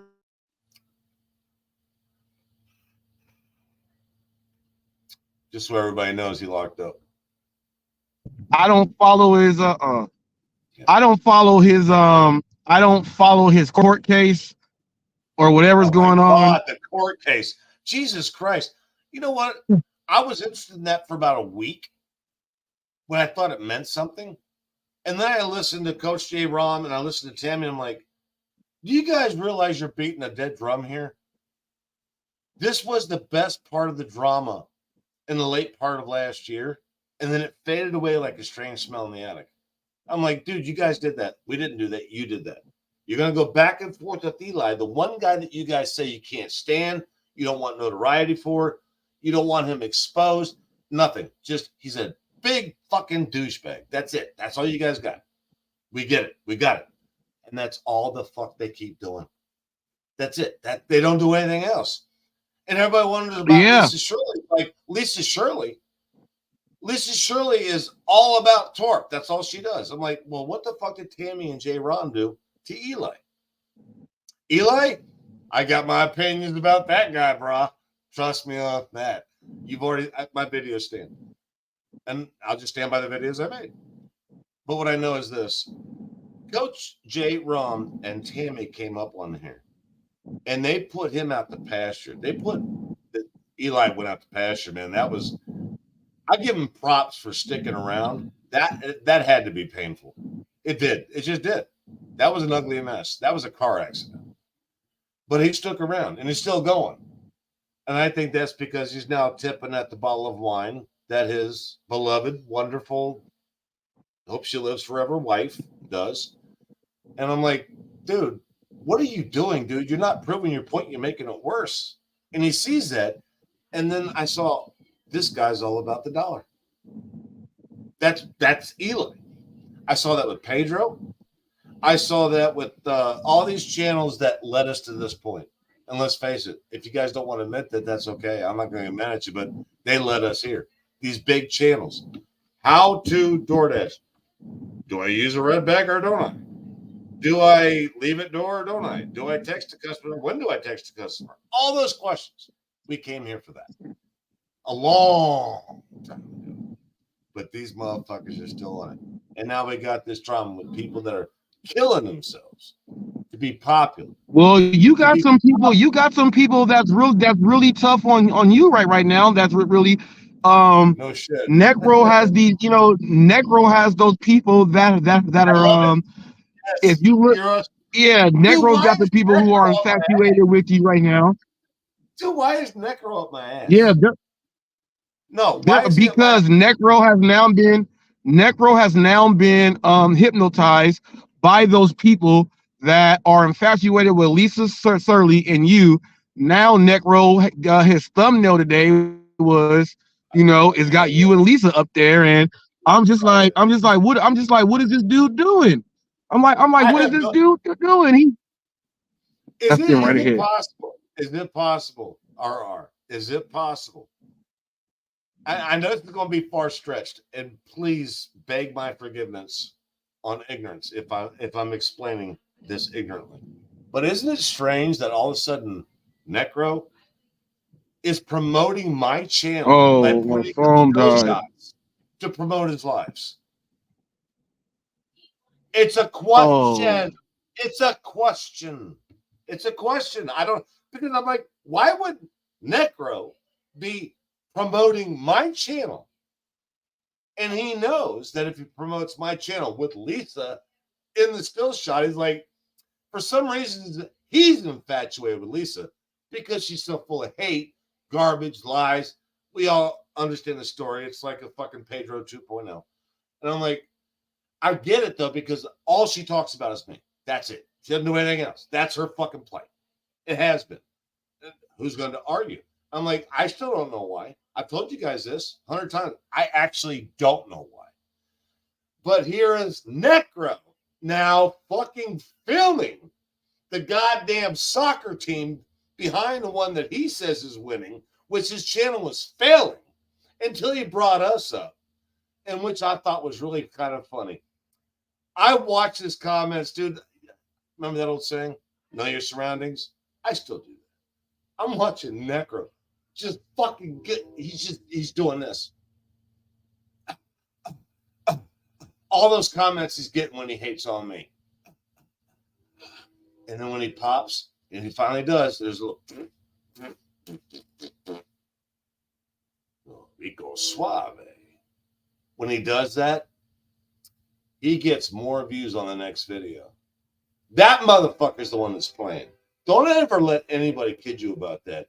Necro is playing games. He ain't got no stack on my poker table. That motherfucker, I don't even think he knows what a full house is.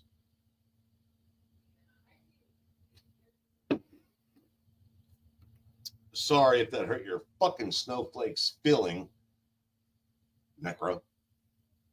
My bad. Didn't mean to piss you off. You fucking waste of space. You fucking literal. You are the fucking diarrhea of YouTube, Necro. Don't think I didn't see that. You are the diarrhea. You are the one that makes everybody get hemorrhoids because you think it's funny for people to be in pain. Dude, there's drama, there's humor, there's fun, there's facts, and then there's pain. Necro's channel brings me pain.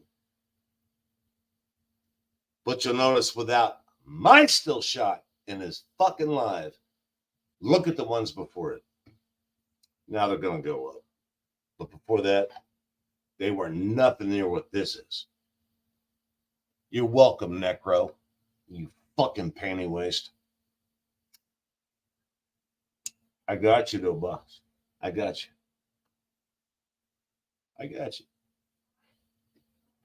You see me watching you. You see me watching me. Oh, my God, dude. I really can't take the fucking lighthearted fucking snowflakes out there that call their channels the big fucking deal and act like they got all the game in the world because they got the fucking comments to back it up. Got news for you. Not every channel on YouTube has got to be a Necro or a Flex or a Pedro or any of these motherfuckers that claim the fame is, I'm Mr. Cool. I got news for you, man. There's a lot of people out here that are pros because they don't have the balls to make a channel. So before you call it some of a bitch like me or somebody else, a little bitch, a little panty waist, know this. We had the balls to be here to talk to you. You didn't scare us off. We were never scared. Not once. That's why we're still here. If that bugs you, get ready for the madness. In case you haven't already felt it. All right, Robert. It looks like Robert took off. That's 3 lives I killed in 2 weeks. Take care, everybody. I want you to know this, though. Robert Reese had the game to do this. Where's your game? Step up a little bit. It's 2024. Get some game. Flip out.